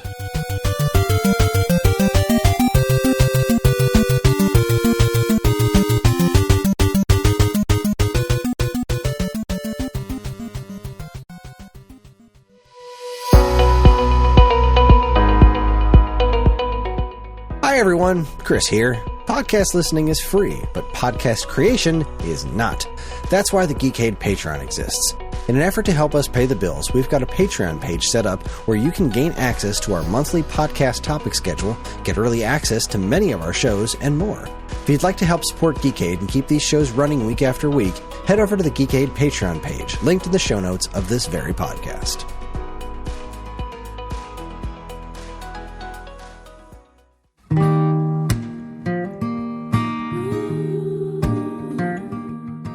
We are Safe at Home, the leading dog rescue in the heart of New Jersey. Are you searching for a loyal companion, a dog that will bring love and joy to your home? Look no further than Safe at Home. At Safe at Home, we believe in giving every dog a second chance.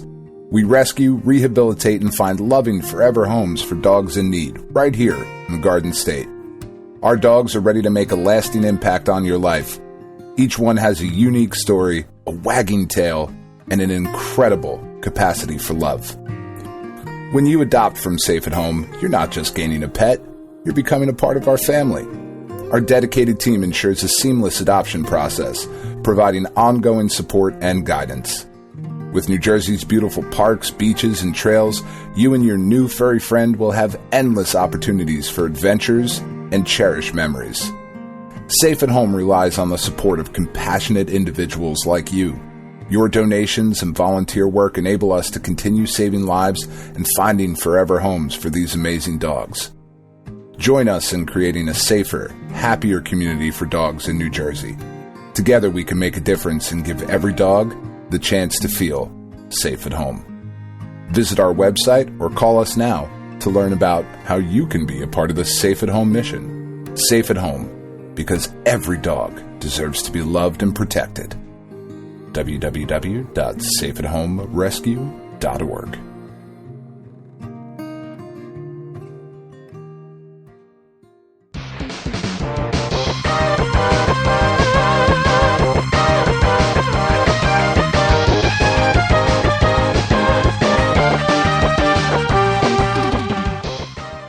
All right, we're back. All right. It's time for the 10, 20, 30, 40, where we're talking about important games released 10, 20, 30, and 40 years ago. I guess we'll start by diving back 10 years into the past to the year of 2014. We're looking at what are we looking at? These various platforms of 2014 we're looking at PS3 and 4, 360 and Xbox One, Wii U, Wii, DS, 3DS, PSP, Vita, Ouya, those were the primary platforms out in the world, starting with the PlayStation 3. In January 2014, there was some schlock. Because it's January, and you're not really getting a whole lot of the... you're not getting the good stuff in January. Not really. There's some new flavor of MotoGP. There was a Assassin's Creed pack of some sort. Tomb Raider Game of the Year edition. That's good stuff. You got Dragon Ball Z, Battle of Z. I don't even remember what that is, but it only has a 54. I don't either. Score, so yeah, I don't remember that one. They were cranking out those Dragon Ball games back then, and that's kind of it. You know, there's just a couple of other like rando things, but some Japanese games that I don't even think came out in America, and that's kind of it. This Kingdoms of Amalur Reckoning, wasn't that was a thing, right? Don't people like that game? I remember that game. That's not showing up on my list. See, I'm looking directly off the Metacritic page. I know you have a different list. Yes, I have the game facts on January 6th of 2014, according to them. Kingdoms of Amalur for PS3? Yeah. Let's see. Was that Reckoning? Yes. The Reckoning. Good old Reckoning. My favorite. See, this says February 7th on the Wikipedia. I don't know, man. February 7th, 2012. That's very different. Maybe that was a digital thing, which is why I'm thinking about it. Yeah, it's not showing up on the Metacritic page. Never mind. I'll shut up then. Yeah, it makes it even less cool. Yeah, not great. Let's not see a good how the month. competition did. How about PS4? PS4 is out at this point, so what's PS4 doing? PS4 also has the Black Flag. It has the Tomb Raider Definitive Edition. It's got Call of Duty Ghosts Onslaught. Yep. That's about it. Yeah, that's Don't Starve. I feel like Don't Starve was. I don't know. That was necessarily. No, never mind. Don't Starve isn't a huge. It's not nothing, but it's not. It's not nothing. It's a very popular game, and the console finally coming out on consoles that was kind of a big deal, but not kind of cool. Not like a take your pants off and hammer them kind of deal. Well, let's see. What do we got on the Xbox? In the Xbox territory, Xbox 360 still getting some indie games. We got the Assassin's Creed Black Flag Illustrious Pirates Pack, Liberation HD. That's no more Assassin's Creed. Some rando zombie games on the Live Arcade. We got a Dead Rising collection. Let's see, is there anything more on the next page? Yeah, that's kind of cool. Unreal Land. There's that Tomb Raider Game of the Year edition. There's a Dragon Ball Z Battle of Z, Call of Duty Ghosts Onslaught, Halo Spartan Assault. What the heck is Spartan Assault? Whatever, I don't care. I don't know. New Halo is Arcade. It's got a 51 meta score. What is? I'm click on this. What are you? A disappointing twin stick shooter. All right. Well, there you go. Neat. All right. Well, how about Xbox One? Xbox One? You got something good for us, Xbox One? I'm going to say probably not, because at the top of the page, we're already in March. So, yeah. Nah. The Tomb Raider Definitive Edition, Dead Rising 3, Operation Broken Eagle, Assassin's Creed Black Flag, Illustrious Pack, Call of Duty Ghosts Onslaught. And that's it. Just 4. That's it. Wow. Yeah. I mean, that Tomb Raider game does a lot of heavy lifting. That game really is fucking incredible. But we've talked about it a bunch of times each time it came out on the fucking separate platforms. Yeah, and this is a re-release of it. It's the definitive edition. So, I mean, hooray, but also woof. But all right. January. Not hitting me. What about Wii U? Wii U is going to be our savior, Dan. I'm sure of it. I'm sure I actually of it think it is. I'm not even making it up. I don't know what you have on your list, but over here I have Kokoto Magic Circus 2, Unepic, and F1 Race Stars. Yeah, I mean, right there is just massive. Just massive. F1. I remember seeing this game. It's just a bunch of hideous cartoon interpretations of Formula One racing stars. Or at least I'm assuming that's because I couldn't pick any of them out of a lineup, but I'm assuming that's what that's supposed to be. It's the best. Well, how about the Wii? Were there any Wii games released in January 2014? August? June? December? No. I go straight from December to May. I don't have anything. You got anything for Wii this month? I feel like that's just not a thing. Yeah. No, it's just not a thing. How about original DS? That original DS is even still cooking at this point. It's just bananas. I don't think there's much Marvel Superhero Lego. For it, yeah. No, that was February. Nothing in the US. There was something in Japan, but no, that's not what we're talking about. The old 3DS had Chibi Robo Photo Finder, which was okay. I hate to agree with this Metascore of 49, but that's about where I'd put that game. I never finished that one. It was all right. It was like very gimmicky with the 3DS's camera, and then just a bunch of Japanese stuff that I've never heard of before. Yeah, not great. No, not spectacular. Senior 3DS. What about PSP? Will PSP be our savior? Let's see, January 2014, we're looking at nothing in the U.S. These Japanese games like Butterflies Poison, Kiniro no Korda 3, Another Sky featuring Jinan. Wow. Yeah, I'm going to say PSP. Nope. Not Vita wins. So great either. What we got on the Vita? A bunch of shit. Dragon Ball Z games. Gunhouse. Fleet Ollie Connection. Ollie. That's the one. Ollie Ollie's fucking great. Still looking. Oh, there it is. Yeah, January 21st. Ollie Ollie. That Battle of Z game. Yeah, okay. Ollie Ollie. There you go. There's your game of the month. Yep. It's such a fun game. It controlled so well. It played so well. It was just a really, really fun game. The latest one that they've put out, that Ollie Ollie World, super duper fun. It's got a great personality. Like, it's just a really solid, really fun skateboarding game. All right, you've got the list of Ouya games. Don't you dare read that whole thing. Give me some highlights. I won't. Well, the first game on the list, a ball-slapping good time. That's what I call my Friday nights. I don't know what that game's about, but I'm super into it. Concussion boxing, because head injuries are fucking funny. Let's see what else we got. Marble Masters, The Pit. That sounds awesome. Octane. Sounds like a ball-slapping good time. It certainly does. Real Men Wear Pink HD. So that's something. I mean, this is just... Looking at the list of the Ouya games these last couple of months makes me really understand why the Ouya was not successful. Bummer. Because this is just shit. Like, we do this. We are involved in this. We are 499 episodes. We are balls deep into video gaming.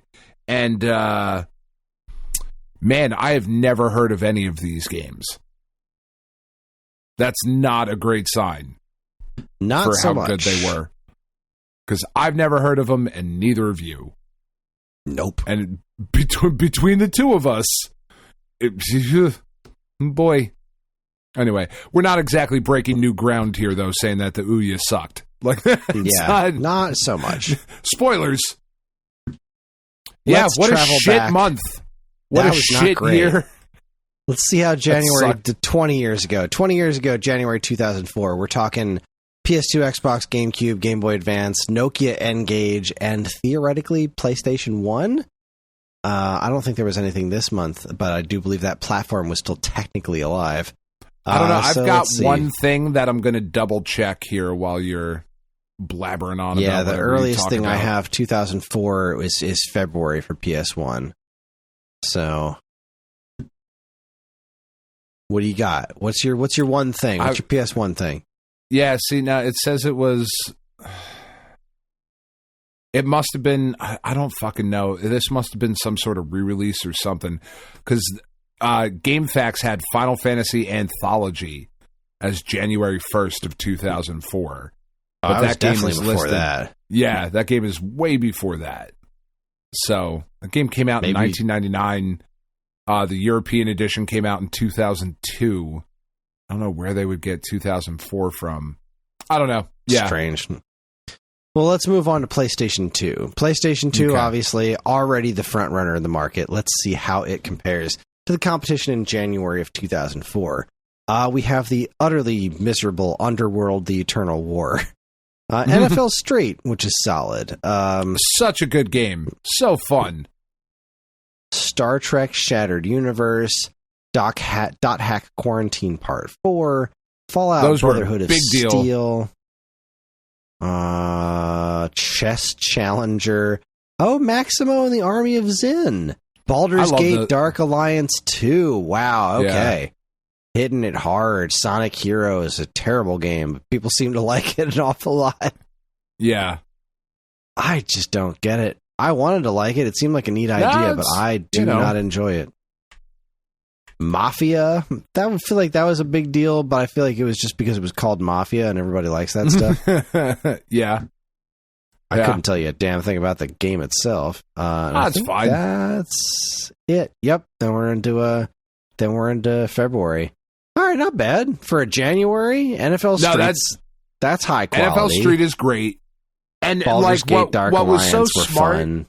What was so smart about that was that this is about the time where if you were a yearly Madden player, you're like, all right, it's almost the Super Bowl. I'm kind of done with this year's game. I've done all the shit. Oh, look, a new football game, just as I'm excited for the Super Bowl. Wonderful. And it was super fun. Yeah. Well, let's see how the Xbox compared. The Xbox also got NFL Street, got Fallout Brotherhood of Steel. That was also on PlayStation, wasn't it? Or am I forgetting? Nope, yeah, Fallout Brotherhood of Steel, also on PlayStation. What else we got here? Got to switch pages. That Star Trek game, Baldur's Gate 2. Ooh, Auto Modelista! I do like that game quite a bit. That's a neat one. Oh, geez. And Sega GT Online? Okay. Yeah. It's pretty good. And Sonic Heroes. It was pretty good. Yeah, not bad. I feel like Auto Modelista might push Xbox over the top. Here. I don't know, man. I would, for me personally, and I like that game quite a bit, but I really like the Maximo games. Oh, true. Really I'm forgetting about Maximo versus Army of Zin. Yeah, that's pretty darn good. That's a good solid month for both of them. Good work. It is. Yeah, that's a good January. Let's see how bad GameCube drops the ball. Sonic Heroes, Conflict Desert Storm 2, Back to Baghdad, NFL Street, and that's it. Good work, guys. Yeah, again, NFL Street's great. Sonic Heroes, people liked. Indeed. Conflict Desert Storm 2, Back to Baghdad is not for me. No. And that's more of a PlayStation thing. This is a port of that game that existed on other platforms. I don't know. I don't think it was really... Yeah. It did too much for the GameCube audience. So, not spectacular. It does look like their February's pretty good, but we'll get to that next month. That's right. What about Game Boy Advance? The old GBA. What's going on in January? Sonic Battle, which is actually okay. Yeah. That was the weird 3D-ish fighting game on Game Boy Advance. It's strange. Phoenix Wright Ace Attorney Trials and Tribulations. And something called CT Special Forces. I don't. Ultimate Winter. I don't know that at all. I can already tell you that the GBA is probably going to win February, though. That's just based on one release alone. But again, we'll get there next month. So yeah, you got a Phoenix Wright game, and you got Sonic Battle. That's not bad. This wasn't a bad month overall. Oh, N-Gage is still a thing. What's going on with N-Gage? Where's 2004? Is there even anything January 2004? Yep, we got Sega Rally Champ and FIFA Football 2004. Yep. Side talking. Good old Nokia N-Gage. Man, oh man. All right, well, it's certainly overall better than the way 10. better. Yeah. Way better than the 10. Massive improvement over the 10. But not good. Nothing to really write home about. All right, so let's travel 30 years into the past. 30 years ago in 1994 in the world of video games, what is going on? I had this set. We've got 3DO. We've got the arcade. Yep. I don't know how accurate this is, but I do have Operation Wolf 3 listed for the arcade, so fuck it. Yeah, they just kept making Operation Wolf games. Oh, they're super fun. Game Boy, Genesis, some Macintosh games here, some NES games. I don't know how, again, not entirely sure. You can correct me. Well, let's and then see. Super Nintendo. NES. Yeah, this stupid thing. So, they're Wikipedia pages, and for some reason they reset in my browser. I don't understand why they do this. I set them up and then they reset. It is so frustrating. It only takes a second. So we're in, 94? Yeah. 1 and 2, 93, 94. So NES still kicking in January 1994. I got a pair of releases. We got Bonk's Adventure and Rescue Rangers 2. All right, yeah, that's what I had as well. Like, that's pretty big, man. That's for the good. NES? That's good. For the Bonk's NES in Adventure. 1994. Bonk's Adventure's that's a great. solid port. And Rescue Rangers 2 is pretty good. So, it is. Yeah. Not All right, gonna they hear win. me complaining. No. Not too shabby. All right, let's go to North America. Super Nintendo Entertainment System, January 1994. What do we got? What do we got on the 16-bit Super Nintendo? Now you're playing with power, superpower. Here we are, January 1994. We're looking at Shoplifter 3, Lester the Unlikely, Lethal Enforcers, Riddick Bowe Boxing, Sky Blazer, Super Solitaire, Zool Ninja of the Nth Dimension, Brett Hull Hockey, Super Battle Tank 2. Oh, I'm not even going to say it out loud. It's the last one. Mega Man X. It's good. It's very good. I mean, that's a pretty that's not a great month until you got to Mega Man X, which is a fucking megaton right there. It is. That's a big, hairy deal. I would also raise you. I think I played it last year, maybe the year before. Sky Blazer is fucking awesome. Is it? That game is great. That's a Sony Image soft game. Gotta love that.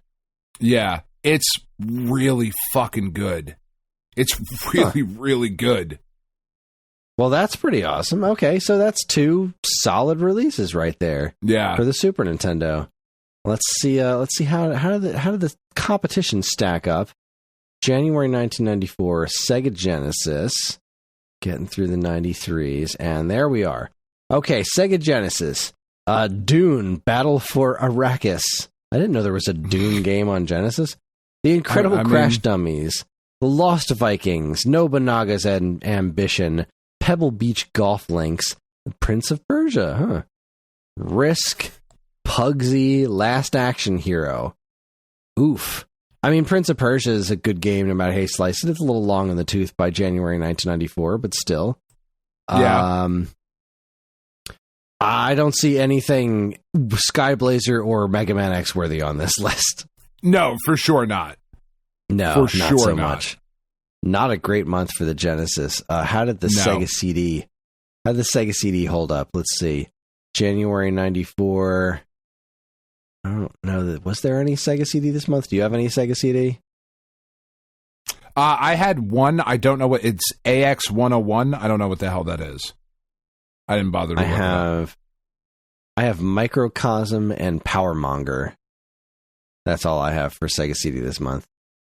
Yeah, I mean that's not Mega Man X. Nope. that's Mega Man X that's not even that's not even Bonk's Adventure adjacent. No, it is not. I'll write that down. Yeah, AX101 is the Wikipedia says it was released in 1994 in Japan on March 25th. In North America, it just says 1994. So it's an on-rail shooter. It looks fine. It looks like a Sega CD game, so it's fine. Well, let's see. What am I looking at here? I'm looking at 3DO in January of 1994. I got a lot of just 1994s here, but in specifically January, I see Mad Dog McCree. I see Night Trap, Stellar 7, Draxon's Revenge, Total Eclipse, and that's it. Just nothing worth playing. No, not so much.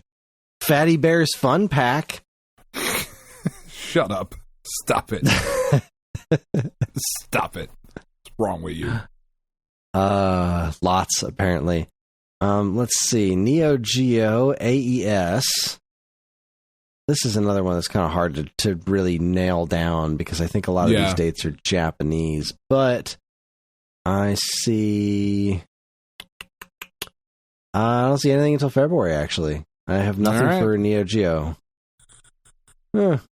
What's this one? We got Game Boy games, right? TurboGrafx 16 is already toast, so there's nothing to look at here. How about original Game Boy? That's a big platform. That's gotta have some winners for us. That's gotta have something. Something. Gimme, Jimmy Woods. Show me potato salad. January 1995. Oh, I skipped a whole damn year, didn't I? Yeah, no, we're on 94. January 94. Here we go. Okay. We've got, Black Bass, Lure Fishing, Riddick Bow Boxing, Super Chase HQ, Winter Olympic Games, Lilyhammer 1994, Alfred Chicken. Nope. No, that's in February. Yep. Wow. Nothing. Fat lot of nothing. Heck off with you, Game Boy. Game Gear, save us. X-Men. Nope. Not on Game Gear. Nope. Nope. I mean, Super Nintendo, very good. Regular Nintendo, very good. Everything else, drizzling shits. Well said. Yeah, not crazy about that month. That's not a winner. All right, 1984. Let's go back to the 40. 1984. What do we got in arcades? Nothing January. I'm not seeing it in January. Yeah, some no, good the only stuff thing later in the year, but that popped up for 1984 on GameFAQs was Root Beer Tapper. Didn't say January, just said 1984. Oh, right. Yeah, that was definitely that year sometime, but I think. Yeah. Such a damn good game. That's a good one. All right, let's look at the Atari 2600, the VCS. In January, I have Boing, Dice Puzzle, Exocet, Scuba Diver, Seahawk, and Stuntman. I don't know any of those. I also don't know. I mean, I feel like I'm somewhat familiar with Seahawk, but everything else, I'm completely unfamiliar with those games. Huh. Yeah. Well, let's see what the competition was up to. 1984, the Intellivision had River Raid and Turbo released in January. Those are both solid, though I can't imagine them being that great on Intellivision. Yeah. River Raid could work on 2600. I'm sure it would work great on Intellivision. And that seems to be it on Intellivision until June. Oof. Strange platform. How about the old Coleco? The Connecticut Leather Company has nothing in January. Yeah. It goes right to February. Okay, how about Atari 5200? Same thing. Nothing until February. Vectrex. The Atari 800? Oh, that's you got the computer stuff. Yeah. Yeah, I guess you want to just look through some of that. You got any winners on? What I saw was Aztec, Death World, and Joust. Okay. Yeah, Joust is fine. I've never been good at it, so I hate it. But I know a lot of people like it. I do see here winter. It's not. That could be January. They were reported on. Well, they were Although reported on today. In it was fucking spring. So what do I know? That's true. 3D Crazy Coaster, 3D Narrow Escape, Animaction, and Melody Master for the Vectrex. Word. That's neat. Word. And then I guess Game & Watch games. We got I feel like I found something there, so they're listed all weird here. There's some February ones. Let me just look up the word January. Let's see what we got. January, a month in the year. Also, the first name of a relatively average actress. Yeah. Not a big fan of Miss Jones. I was going to say, not my Emma Frost. Not my Emma Frost. I couldn't think of White Queen's real name. I was like, I want to say White Queen. I want to say her name. What is it? Emma Frost. I don't have anything listed in January for Game & Watch. Do you have anything else notable that needs to be pointed out?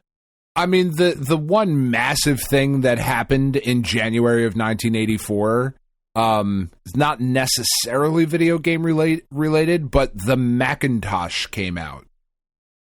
Oh, yeah. The Mac was released in January of 1984.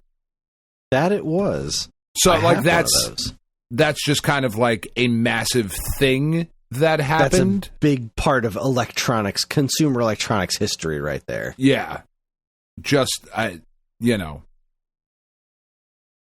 gigantic, stupid huge, the launch of the Mac, but video game adjacent best. Well, yeah, that's about it. That's not. That's January. We really weren't expecting anything huge. Mega Man X. Mega Man X has got to be one of my favorite games of all time. I mean, Mega Man X is a fucking masterpiece. Boy, does that series fall off a fucking cliff. Yeah, I have not enjoyed any of its sequels. Not a damn one of them. I know we're in the minority, Chris.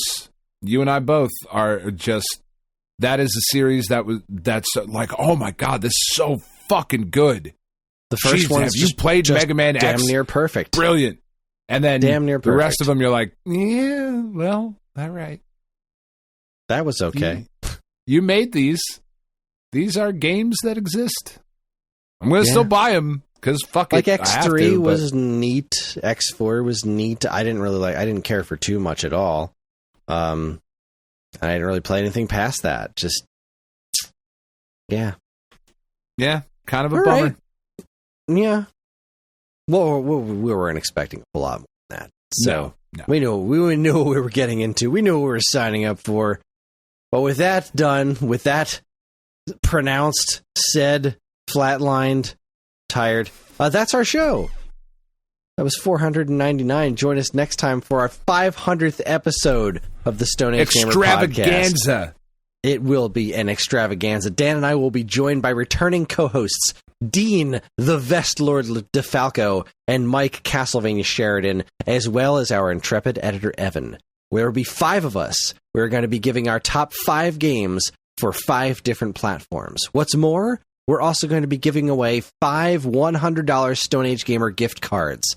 It's going to be a celebration to remember. That's what we came up with. 5 of us are going to do different platforms.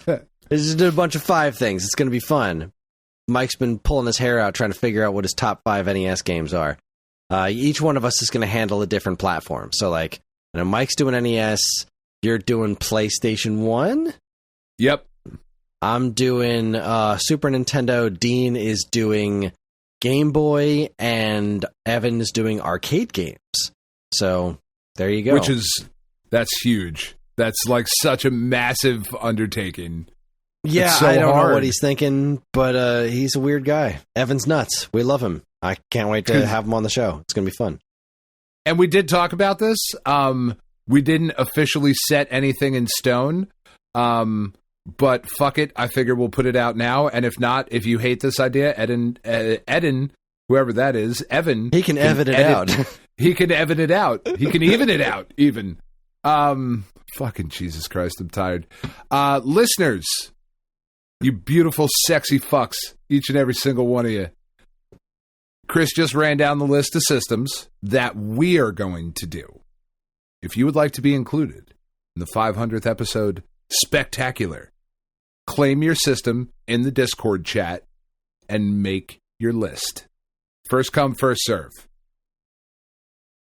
Except for Atari, because like Ferg's gonna do that. Like, don't be a dick and be like, I'm gonna do the Atari. Like, don't take that from Ferg. I don't even know if he's available, but come up with your lists. We'll read them on the show. You can, or record. Ferg can type. He's got time in the next week to type out 5 games. He can do it, or he can record himself. Send us an audio submission like people do to Ferg's show. We'll figure it out. That's right. Evan will love to edit in other people's audio. Absolutely. That is the thing that he will be super excited to do. He's going to be thrilled in every way. But claim your system. First come, first serve. If you want to do the fucking Neo Geo or Game Boy Advance, whatever you want to do. Well, I think the problem with this is that most people are going to be hearing this episode the day that we'll be recording the 500th episode. Well, no, this is this is one of the reasons you got to be a patron. If you're, patrons is one of the get perks. Early access. Yeah. You get this shit early, make your list, be a part of the show, be a part of the fabric of the Geekade universe. The Geekade cinematic universe. That's right. The GCU. The GCU. I guess we're the podcast. The GPU. That's right. That's us.